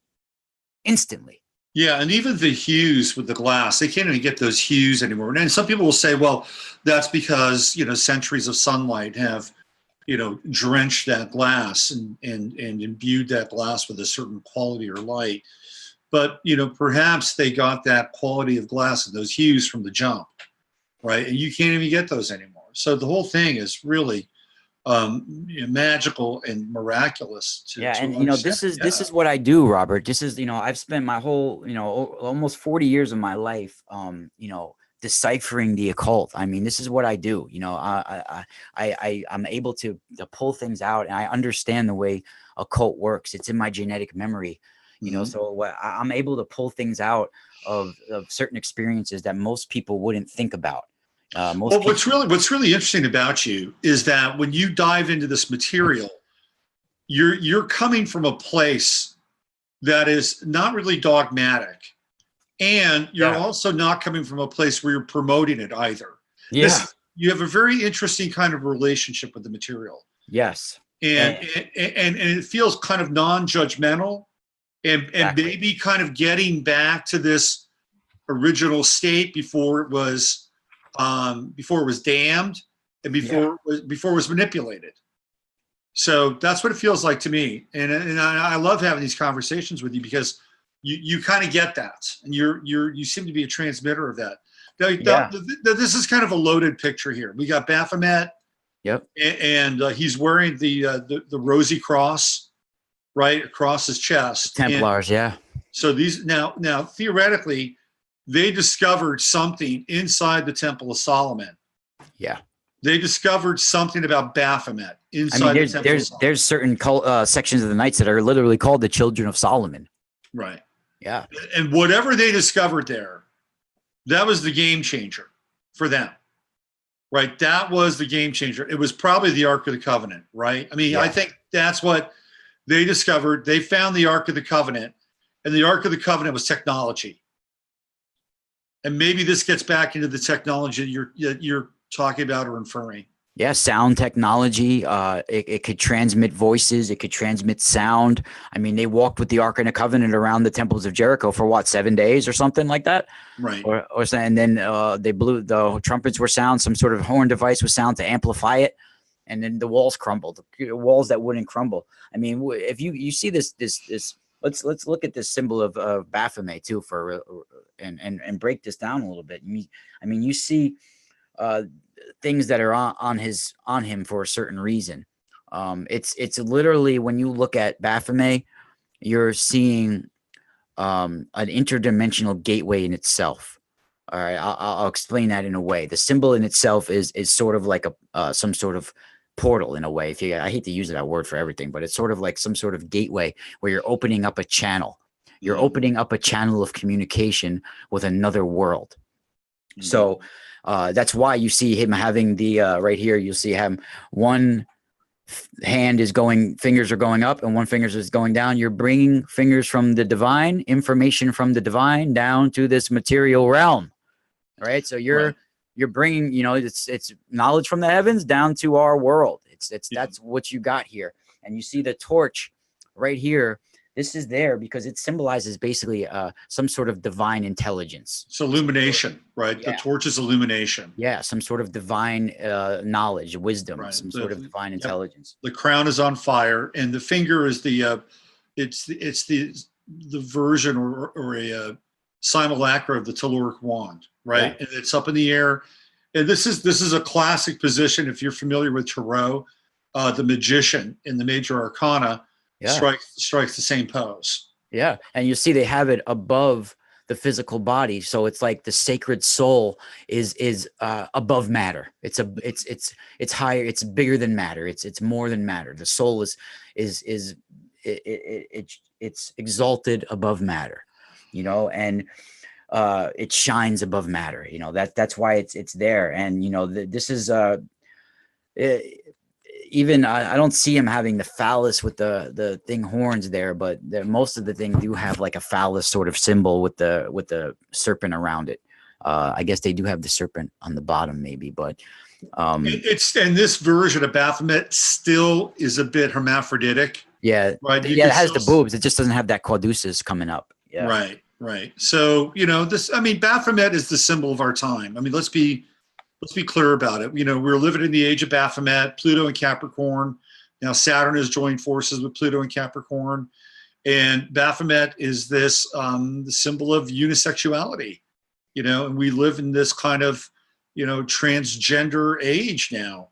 And it's linked up to Baphomet, where there's this kind of, this reappropriation of the masculine and the feminine and trying to kludge it together through science. Yeah, and you have all the elements here. Like his belly usually is like scaled, so it's like the elements of water or some sort of reptilian. You have air elements with the wing, with the sea element with the skin, being scaled. All of this in there. Fire. You have all of that, and when you have this the torch and this divine flame here, it's sort of like it's saying the divine flame will be stuck to this torch, just like the soul clings to matter. What's interesting about this picture, I mean, look at the perspective. And, so they've got Baphomet on their shoulders, right? but they are presenting like they're presenting Baphomet to somebody. You see what I'm saying? Like look at the knight down in the left-hand corner. He's got his hand on his hip. He's looking ahead. They're looking ahead. They're presenting Baphomet to somebody in this situation. What's your take on that? I think you're right. They're bringing it. They're bringing him to somewhere, and there's this guy on the right too. What's he doing? He's looking at something on the ground or pointing to something on the ground too. Mm-hmm. That's very interesting, and there's so much going on here. I'm starting to figure out too, because now I'm seeing that X in the background, which is basically two V's, right? Mm-hmm. And that is a big symbol right there. Well, that's partnership, right? I mean, that's the room for partnership. It's as above, so below too. The worlds connecting to each other, right? Mm-hmm. And these are used with the Templars a lot. Those two V's, mm-hmm. those are used in their symbols a lot, and it's basically a divine connection between worlds. It's bringing two worlds together, like you said, and that's something that's in a lot of Templar. A lot of their things all around the world, you could find certain things that have V's in it like that. It's very interesting. Mm-hmm. Yeah. Interesting stuff. Yeah, I think they found the Ark of the Covenant. That's my sense. And with the Ark of the Covenant, they were able to do stuff. It was probably not a fully functional Ark of the Covenant, but probably functional enough. And, the Ark of the Covenant supposedly was able to carry Moses and his tribe through the desert. And what it was doing was it was basically taking the pneuma out of the air and creating manna from it. And they were able to actually eat from the manna that was created by the Ark of the Covenant, so they could live in the desert for 40 days and 40 nights. So that Ark of the Covenant was a pretty interesting technology. Yeah, it was. And I think they got a hold of it. That's my sense. And they didn't have a fully functioning version, and they probably didn't have the entire manual, but were able to figure some stuff out. Yeah, but and you would think that those X in the corner is just something that's there to support for support, but no, that's there for a reason. I mean, that's connecting the celestial forces and this world's forces, like this material realm's forces. I mean, if you look at the shape of an X, you could see that there's the V shape. You got the upper point of the X points down, and the lower half of the point points up. And on the sides of the X, you can see that the left and the right halves point to the center, right? They're like pointing to the center. And this shows you that when the celestial and the material realms kind of join, they sort of mold together, and they will bring the left ways and the right ways connect. And this is like these two worlds together. And, in the occult, they're seen as like a sort of fusion of consciousness, and it's like when this happens, it brings an opposite. You're able to see the opposite reality. So you're able to bring the upside down to this world, and vice versa. Well, it's really interesting. The Knights Templar, they start off, they're crusaders. Well, you're bringing a new, and before you start, you're bringing a new world. Like when you bring the all these two together, and then the third, you have you see this, it's sort of it's pointing to a third new world, a third reality emerges right in the center of it all. You have the one world above, the second world below, and it conjoins the two, and now you have a new world arising right in the middle. Right. Right. And that's what the X is about. There's also some embedded images inside the walls. If you look really, really closely, you can see some embedded images as well. Yeah, I'm sure. Like on the left-hand side, from that X, you can see some subliminal stuff there. Wow. So what's interesting about the Templars is they come in to Jerusalem as crusaders. Like they are there for Christ. They are there to reclaim Jerusalem for the church, to take it away from the Saracens. And they do. And in the meantime, they find the Temple of Solomon, and then they find something very, very different, right? They find some other kind of, do you see that image over there? Yeah. Yeah. What do you make of that? It's amazing. Let's get into some of these obelisks since we're kind of dealing with this telluric energy stuff now. Okay. So this is a big topic. Of course, we all know that obelisks, yes, they're like needles of energy. Maybe they can amplify energy, but I believe they are a spiritual technology. There's some sort of receiver and amplifier, a generator. They're everywhere. They are everywhere. They're in small towns across America. They're everywhere. They are everywhere. They are everywhere. And, unfortunately, some of them have been used for not the best of reasons. And a lot of them have been taken from Egypt. And now you guys probably won't believe me when I say this, but where you would think the most obelisks in the world are in Egypt, right?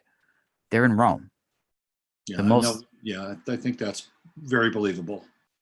The city of Rome has the most obelisks in the freaking world. All right. They have the most obelisks in one place in the world.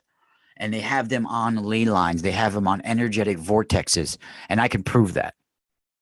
Prove that. All right. I have proof. And you guys can believe or not believe, but it's undeniable to me. And they're being used to transmit some sort of broadcast, some sort of transmission of the apocalypse. They're bringing some sort of chaos, some sort of they're tapping into a negative ley line, and they're transmitting that energy from another place, and they're trying to bring something else upon our planet that is definitely not good. They're trying to bring a singularity. They're trying to bring where you don't have your ancestral memory anymore, and a new consciousness will emerge. And 5G is connected to all this. Yes, it's unscrambling your DNA, your ancestral memory.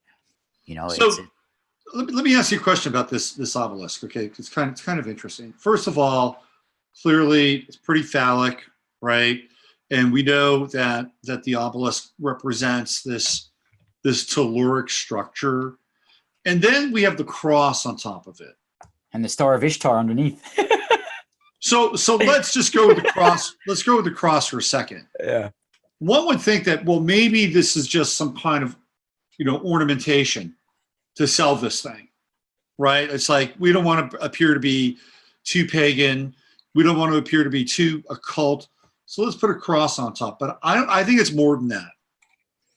I think they're doing something with that cross where they are activating the crucifixion over and over and over again.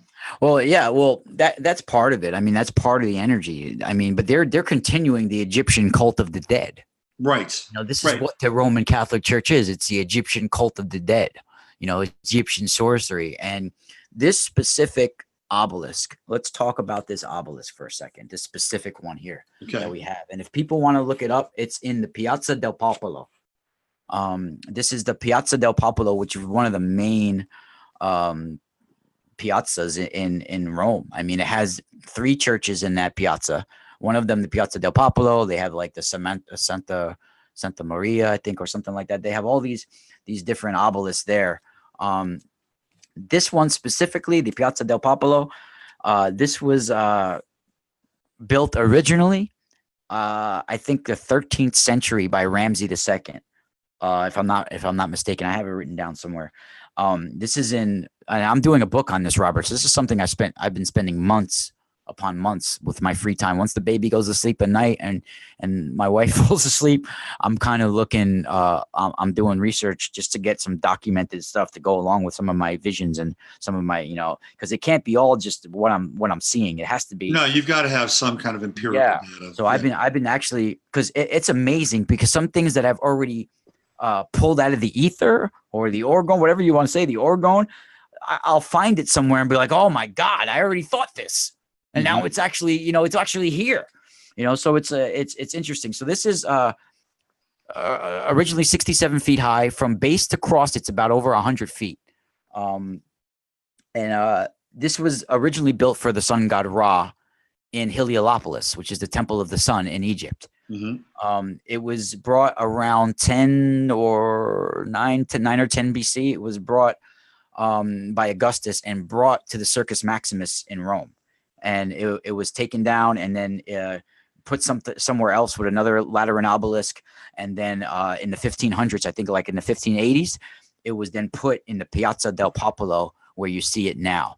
Now, this is very intense what we're about to talk about here. Now, this is not just on some normal spot, Robert.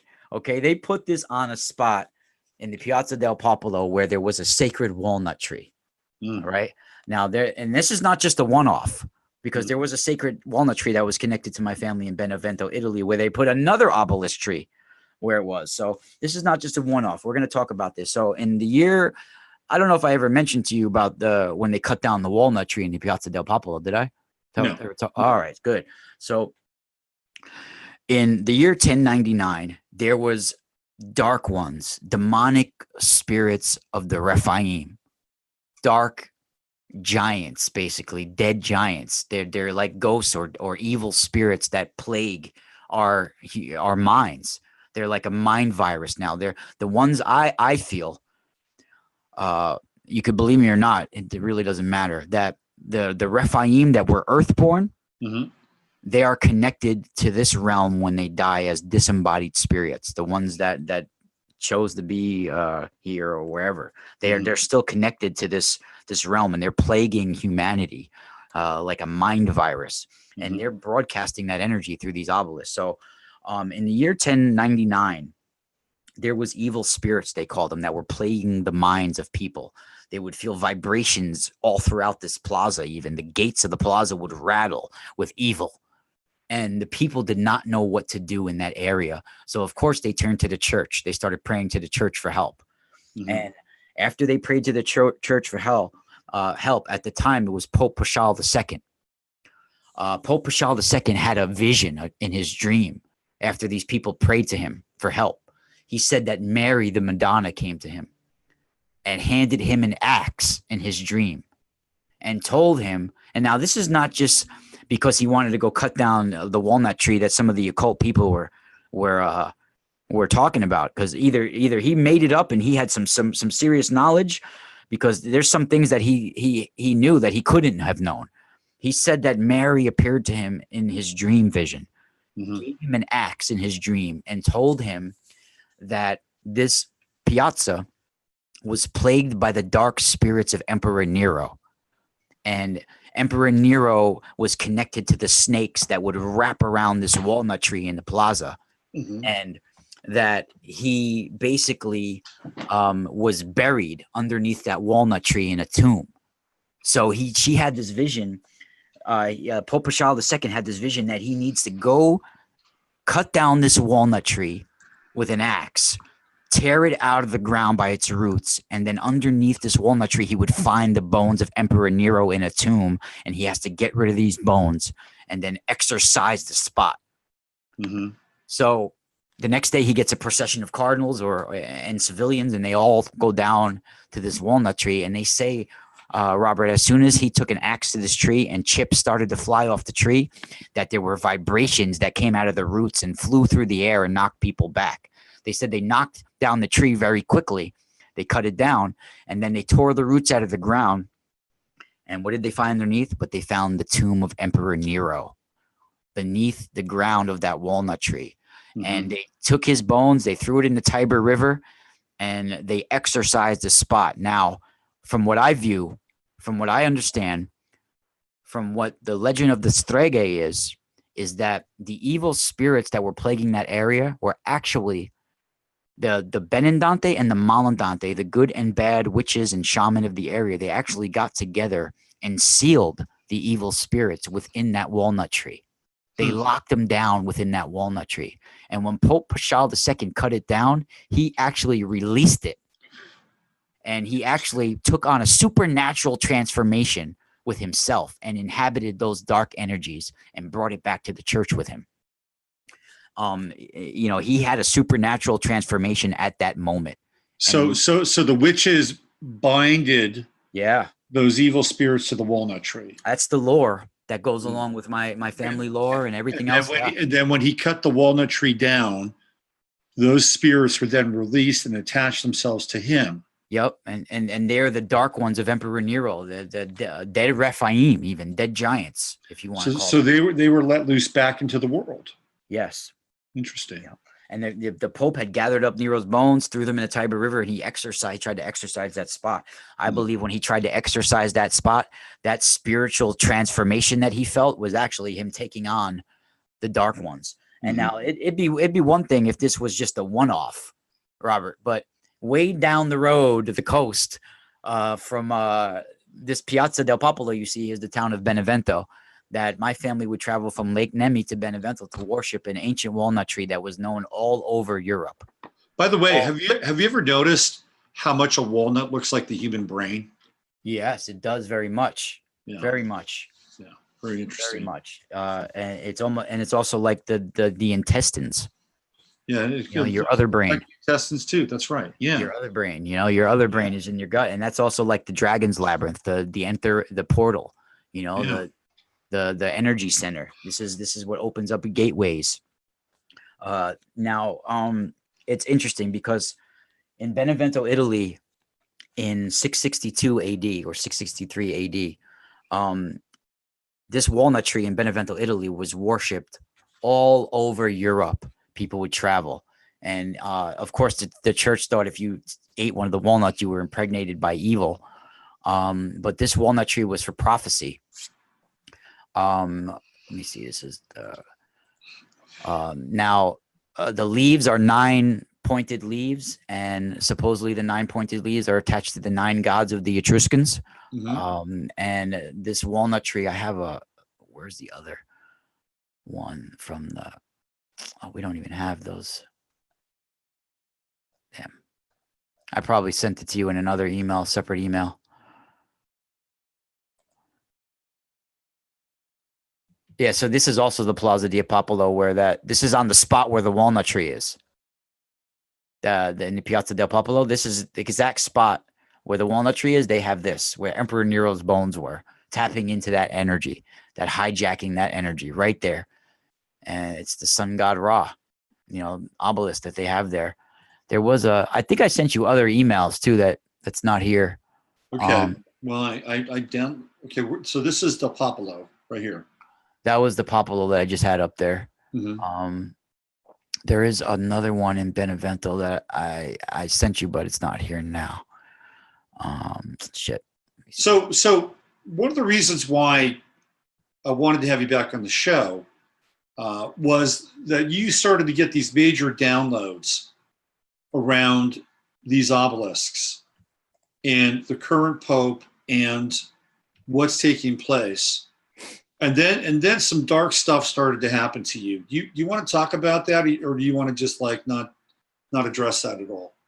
Well, I mean, we could talk a little bit about it. I mean, I've had some Dreamtime attacks. I've had a couple of visits, things like this. People have called me telling me that where am I getting my information from, things like that. So I don't really want to get into specifics about that, but yeah, see, this is one of the walnut trees that were cut down by Pope Paschal II, and you can see even the serpent that would wrap itself around the tree, and he led a procession of cardinals there to take an axe to that tree. But yeah, the one in Benevento is the same thing. This walnut tree was worshipped all over Europe, and Saint Barbato was at the time he was like the leader of the church in the town. He ended up becoming a bishop after this, but at the time Romulad was the Lombard. He ruled that town of Benevento pretty much, and they were all pagans. They all worshipped a certain chalice that was a certain viper that was made out of gold. They worshipped it, and Saint Barbato ended up making that chalice out of gold, making that gold chalice for his church. And he ended up cutting this walnut tree down and making a church pew out of it on that site in Benevento. And they put the what is it called? Santa Sofia or Santa Maria in Volto Church on that spot. And in Volto, in Italian, Robert, means to die without being baptized. So they basically named the church Santa Maria in Volto, and they put an obelisk right on that spot in Benevento, Italy, where this walnut tree was as well. And Saint Barbato, when he cut down this walnut tree, he took on a supernatural transformation as well. And then if you go years later down the road, because this was in 662 AD, if you find in the Goetia, one of the Goetia demons is called Barbato or Barbatos.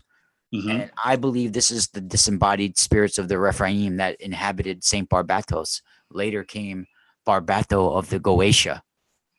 It's interesting. It's all linked together. And you see, here's another one of the almost like the intestines. You could see there's a cross. Let me see. Yeah, see, we were talking about the brains, almost like the intestines. That's what this maze also symbolizes. This gateway. It could be like the belly of the universe, the intestines of the universe, the gateway. And you can see one even on a Catholic cross here. Yeah, so I mean, this priesthood of Nemi, this Pope has taken this over, Robert. Mm-hmm. And this is about sacrifice. It's about sacrificing the old king to make sure you're a king, to make sure you're the ruler of the grove, the sacred, mystical, sacred spots on our planet. And this is the obelisk in St. Peter's Basilica. Okay. No one knows where it was originated, but it's from Egypt. No one knows exactly when it or where or how. It is the only obelisk in Rome that hasn't toppled over at one point. That's a reason. All right. And not only that, but I have proof that it is establishing a direct line of communication with evil. All right. You'll see an engraving at the bottom of this obelisk here on the base. Basically I don't know if it's on this side or one of the sides, but I can't see the one. Maybe it is, but there, I think it's on the other side. But it's basically an exorcism prayer that's on the bottom of this base. And it's saying, hold on, I have it written down somewhere. Wait, I have it here. Hold on. It's basically talking to evil, establishing that there's an evil presence at the area, and talking directly to it, keeping a line of communication open, an open channel of communication, establishing a communication with an otherworldly force of evil, and keeping an open channel with it. There, in this base, they have an engraving that says, basically in Latin, "Behold the cross of the Lord, and flee, you band of demons." So this is the part of the exorcism where they're talking directly to the demon, Robert. They're talking to the demon with this obelisk. They're saying, this is the cross. Flee from this cross, demon. And then it says, "Behold the Lion of Judah." Something like that, all right? It says like, "Behold the Lion of the tribe of Judah, the offspring of David, hath conquered." This is the Christ is the Lion of Judah, right? One who's conquered over you demons. So they're talking directly to the demon here and keeping that line of communication open with this obelisk. Really intense. Yeah. Interesting. Of course, one of the latest and greatest obelisks is the resurrection of the Twin Towers in New York City, which is now the One World Freedom Tower, which for all intents and purposes is an occupied obelisk. Yeah. And probably one of the largest obelisks on the planet at this point in time. They have Cleopatra's needle here in New York City, right, not too far from me. That this guy I know, Stephen. I'm not even gonna say his name, but he does like rituals there, activation ceremonies there, and they have a Cleopatra's needle in Paris and London as well. Right, and that needle was brought over by the Vanderbilt family. And of course, the offspring of the Vanderbilt family is Anderson Cooper, who is, everybody knows from CNN and the CIA operative. But yeah, the Vanderbilts brought that over from from Egypt, right? I mean, that was their thing. They brought it over to New York. So, so where do you think this is all going, Rob? Where's this all headed? I mean, it sounds like all doom and gloom, but it's not all doom and gloom. There's certain aspects of our society that is about doom and gloom. They're about claiming power and claiming energy. Mm-hmm. But we have to take a stand. You know, you have to take a stand, and you have to understand that we have to have some sort of positivity. You know, we have to have some sort of hope that if there's bad here, there's good here as well. Mm-hmm. That there's good guys here, and we are the good guys. You know, the good guys are here. It's just that we have to fight this singularity that's happening. We have to fight and tap into our ancestral memory and connect back into our ancestors. That's the only way, is to remember who we are and what the power that lies embedded within our fibers.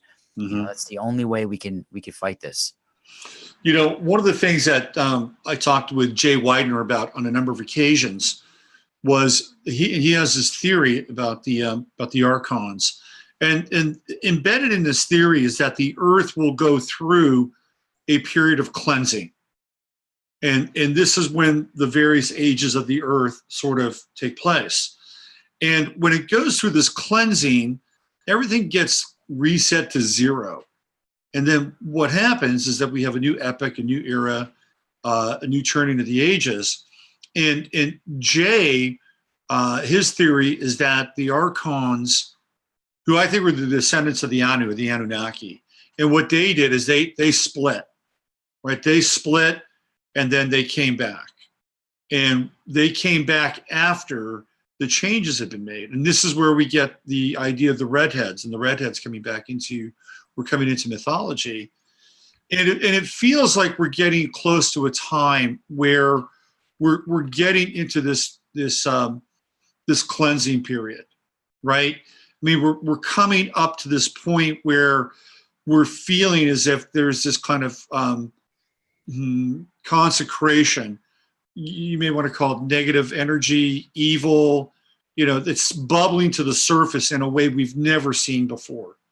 You know, and whether it's pedophilia or adrenochrome, whatever kind of dark, symbolism and real activity there is, it's all coming to the surface now. And what we're realizing is that the planet needs a cleansing. It needs a cleansing. Bottom line, it does. And I think that like a way to do this, it might sound crazy. Deep in underground caves, there's giant crystals. And I believe that is a way to connect to a way to cleanse our universe. For some reason, when you said that, I saw in my mind flashed caves with crystals that are hundreds of feet long, huge. And somehow I feel that's connected to cleansing us and our planet.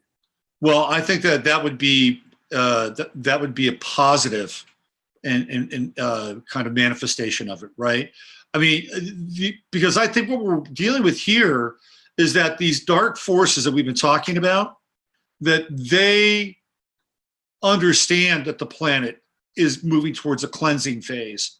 And what they want to do is they want to eradicate history and cleanse everything so that they can start their new epoch and their new era. Does that make sense? Yeah, it makes perfect sense. Yeah, and I think that's kind of where we're headed. And it's going to be very interesting to see how this thing unfolds. And, you know, we have all sorts of things and tools that we can use to help us too. It's not just, we're not just here alone. You know, there's spiritual technologies and certain physical technologies that we can use that have been hidden from us. I mean, my buddy Masaki, you know about it, has the Orgone pyramids. I have crystals and tensor tools that I now have. And, you know, there's certain things that we can use to help us, you know, protect us from 5G, protect us from pain and EMF and all of this emotional stress. There's certain things that we can do. It can help a little bit. And it's better than taking a pill.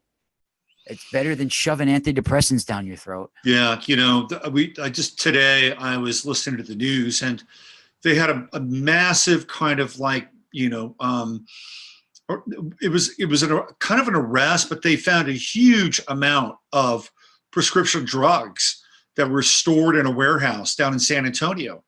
It comes from Templar families, like the Templars and certain families that have castles that children go missing in and things like that. They're the ones that make Prozac and this and that. It's related to certain technologies. It's witchcraft.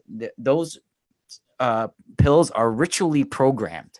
Mm-hmm. They're ritually programmed with not only sigils, but the chemicals are each batch is ritually programmed on. Yeah. Sure. What's interesting is a lot of the base material for these medications comes out of nature. Yeah. And then what they do is they twist it up, pervert it, and then dark alchemize it, and then turn it into talking about. Yeah, absolutely. Turn it into so-called personal medication. Yeah. It's a bastardization of nature. Yeah. So this has been really, really phenomenal. And I do want to have you back on soon so we can anytime.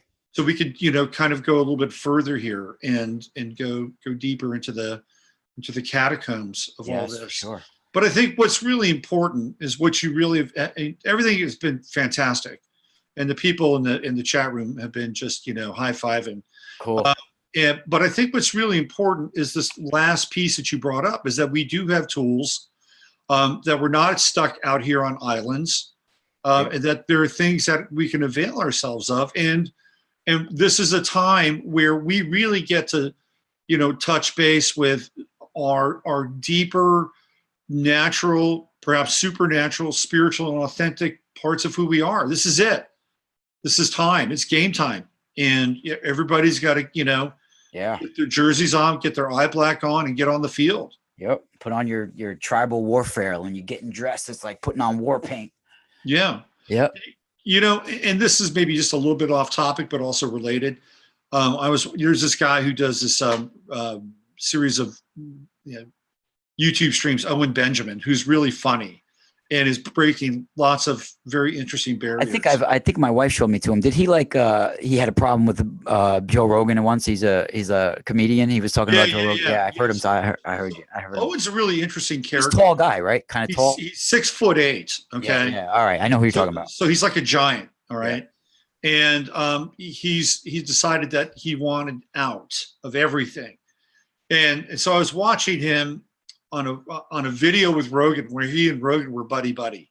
I didn't see it. Well, this was about maybe about a year and a half ago, 2 years ago. And this gives you an idea of how quickly a person's life can accelerate now. So he's on with Rogan, and the first thing they're doing is they're getting high. Right? They're getting high. They're starting to drink bourbon. And Owen is in, man. He's in with Rogan. He's getting soaked. A year and a half, almost 2 years later, he's living on a farm. He's raising goats. He's raising chickens, and he's given up alcohol. And it's an amazing transformation to watch. And it all started from him meeting going on Joe Rogan's podcast, or that was just a no. I think that product of that. I think when he was because he's a comedian, right? He was in LA, and he knows Joe and all these people. And so that was part of a lot of those comedians, they like homeless for a while and stuff. They live hard. So this was part of Joe's universe, right? Joe being the Leo was the sun, and all these comedians are like, revolving around him. Right. Planets in Joe's universe. And so Owen was one of those planets. Owen got out of the orbit, and Owen was even like Joe passed him off to Alex Jones, and he went on to Alex Jones for, I think he hosted 3 hours of Alex one time. So he's got connections with both. Anyway, I'm just telling the story. He seems like a funnier guy than Joe. Owen's very funny. He's way funnier. Joe's not very funny. He's not. His stand-up sucks. No, universally horrible. Universally agreed upon. He's not very funny at all. And Owen is just funnier when he's just chatting normally. Oh yeah. Joe is funnier but his stand-up is, I don't know who's writing his jokes, but he should fire them. You're absolutely right. And So I'm just telling this because what I've seen with Owen Benjamin is this acceleration, right? Good. I'll give you another example of this acceleration and transformation. There's a guy by the name of Roosh. You know who Roosh is? No, I could feel though when you said his transformation. I think he started coming from his heart more. You know, Absolutely. he followed his heart, and that's when you start having spiritual experiences. So Roosh is an interesting character, and he started off as being one of these men going their own way, right? The MGOTW movement. So men were just like over, women, like I can't handle it anymore. We're gonna go. And so he came at this from a really kind of radical perspective, like how to pick up women, how to use women and then dump them. And initially he was very hard and angry, right? Now Roosh is moving into kind of this spiritual area. He's interviewing Michael Jones, and he's another person that's going through a decided transformation. And did he realize why he was treating women that way at first? Like I don't know if he's like come to like that kind of gnosis, but what's interesting is that he's moving through that and evolving and becoming more whole and moving away from this kind of person that he was sort of cast himself into, just like Owen Benjamin. And so the reason I'm sharing both of these stories is because I think they're relevant. And we're watching two people who started off in one area and very quickly, very rapidly evolving into another area. This is the times we're living in. Yeah, it's happening at an excessive rate. It's speeding up. And the consciousness is there. It's like Earth heartbeat is even going faster and faster and faster. Everything. That's right. With the Schumann frequency, you're absolutely right. And the consciousness is there. And what we're doing, if we're open to it, is we're tapping into it. And in order to do that, it's really important to get rid of the extraneous bullshit. And for Owen Benjamin, it was like dropping alcohol. He stopped drinking, stopped getting high. Yeah, I mean, it might sound crazy, Robert, but I do think that there was a time manipulation that took place. That's like in the 12th century, somewhere around there, and now we're speeding up time to catch up to the and moving towards the end of something, or it feels like that. I know it sounds like a crazy little theory, but there's something to it. Something took place in the 12th century, and I think we're in an alternate reality than what we're supposed to be in now. Our timeline's shifting. I agree, and here's what I think too. I think that there are moments and points along the way where they reify and stick like another stake in the ground for that timeline. And CERN is involved. CERN is certainly involved. CERN is involved, and CERN is an ancient god of the underworld. Cernunnos. Yeah, and that was a great connection. They even call it CERN. Some of them actually call it Kern. The Romans called it Kern. Some call it Cernunnos, some call it CERN. And CERN is the one who takes over the rule of Earth. There's a very ancient myth that goes along that I've talked about on my show. We could do it another time, but there's a myth between the stag god and the god of, and on the certain solstice is where one god dies and a new god rises, and the new god is CERN, and he takes over the rule of the earth. And what do we talk about all the time now? What do we talk about all the time? We talk about using our discernment. Yeah. Right? To discern. And dis is the lord of the underworld. To the Etruscans, to the Roman, it is the lord of the underworld. And when dis is below, of course, and when you have a disaster, what is disaster? Dis is being less than, moving away from. Aster is knowledge of the stars. So disaster is having no knowledge of the stars, or moving away from your star origins, moving away from your ancestral memory. Yeah, interesting. One of the things I wanted to ask you about, because it was further back in our conversation, and it had to do with Nero in those barges. And you were just Caligula in the barges, and you're on such a roll. I didn't want to interrupt you. Yeah. But do you think that those barges were Etruscan? Do you think that he stumbled upon some Etruscan barges? Yeah, it was Etruscan technology that they were using for sure. Yeah, for sure. The Romans just took Etruscan technology, and we could do a whole show just on Etruscan necropolises. Vatican is built on the biggest Etruscan. St. Peter's Basilica is built on the biggest Etruscan necropolis there is. And the goddess of that necropolis is called Vatica. She was the one who guarded the dead. She's the one who guarded the dead and held the souls waiting for reanimation. And this is what I mean. This is why they named it Vatican. It's because of the Etruscan goddess Vatica, and she guarded the necropolis there. She's on the tombs, engraved on the tombs down there. And they built St. Peter's Basilica right on top of it. And St. Peter is the fisherman of souls. Mm-hmm. He's Simon the fisherman. This is St. Right. Peter, and he's the fisher of souls. He's the one who collects souls, and he has the key to Tartarus. They have the keyhole right there, the key to the netherworld. It's right there.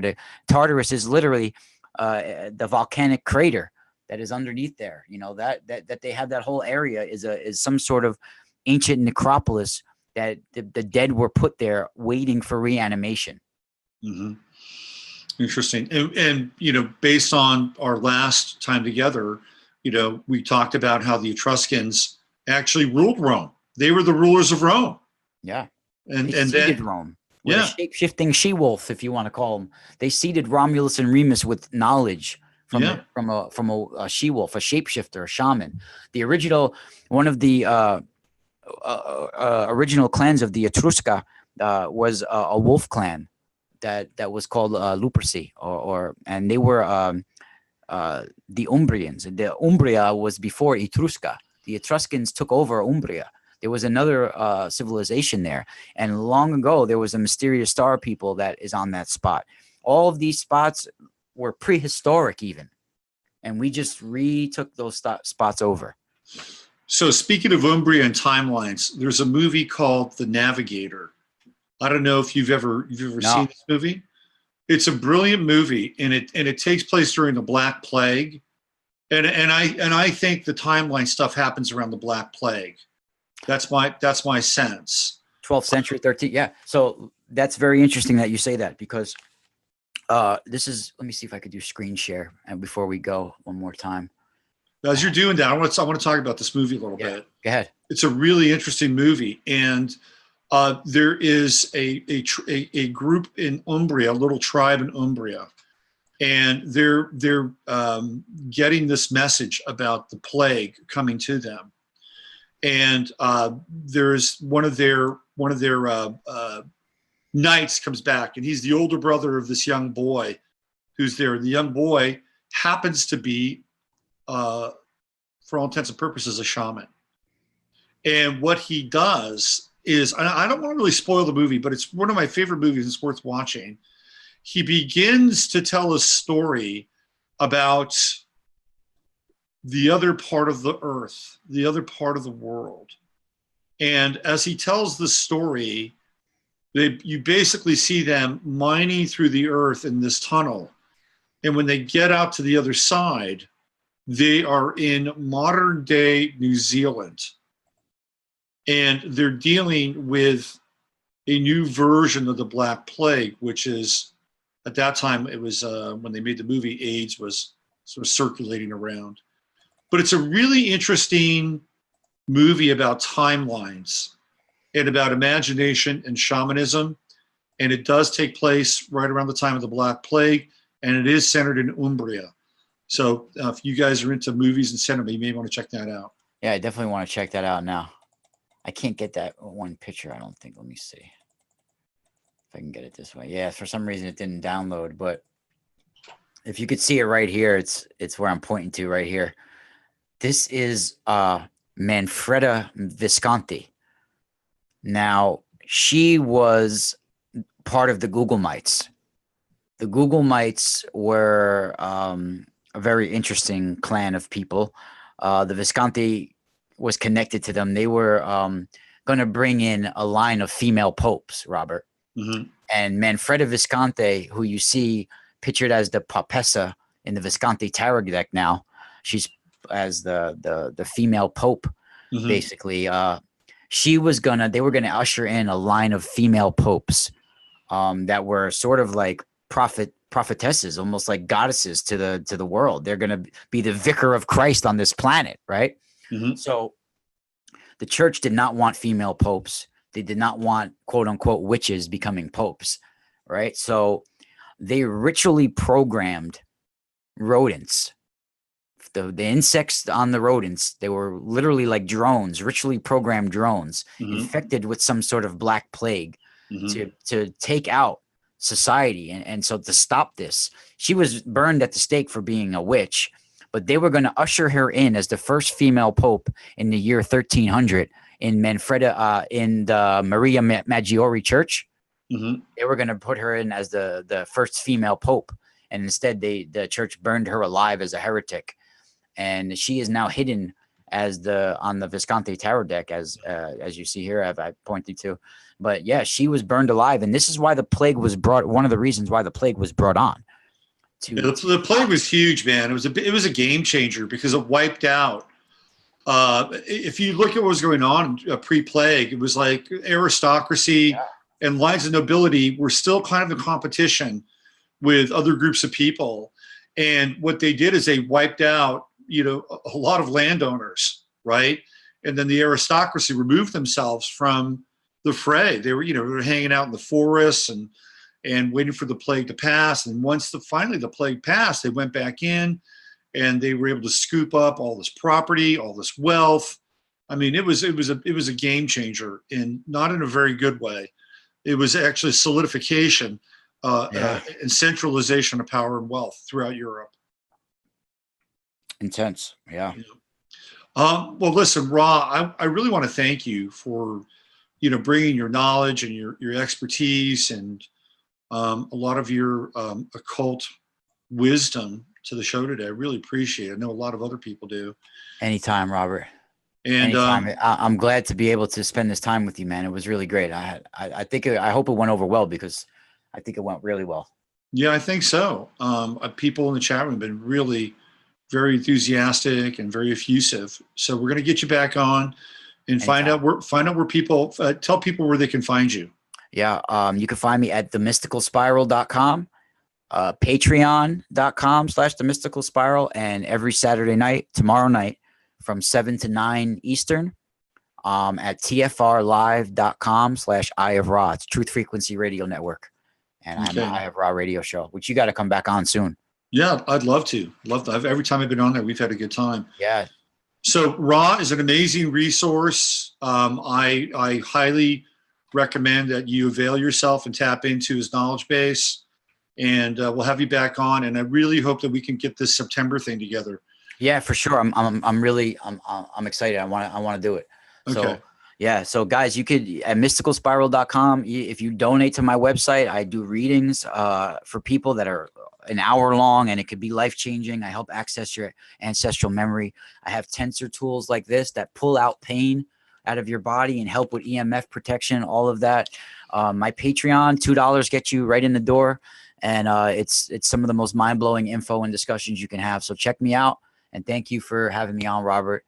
It's you're a good friend and great buddy, and you're a wealth of knowledge as well. And spiral out, buddy.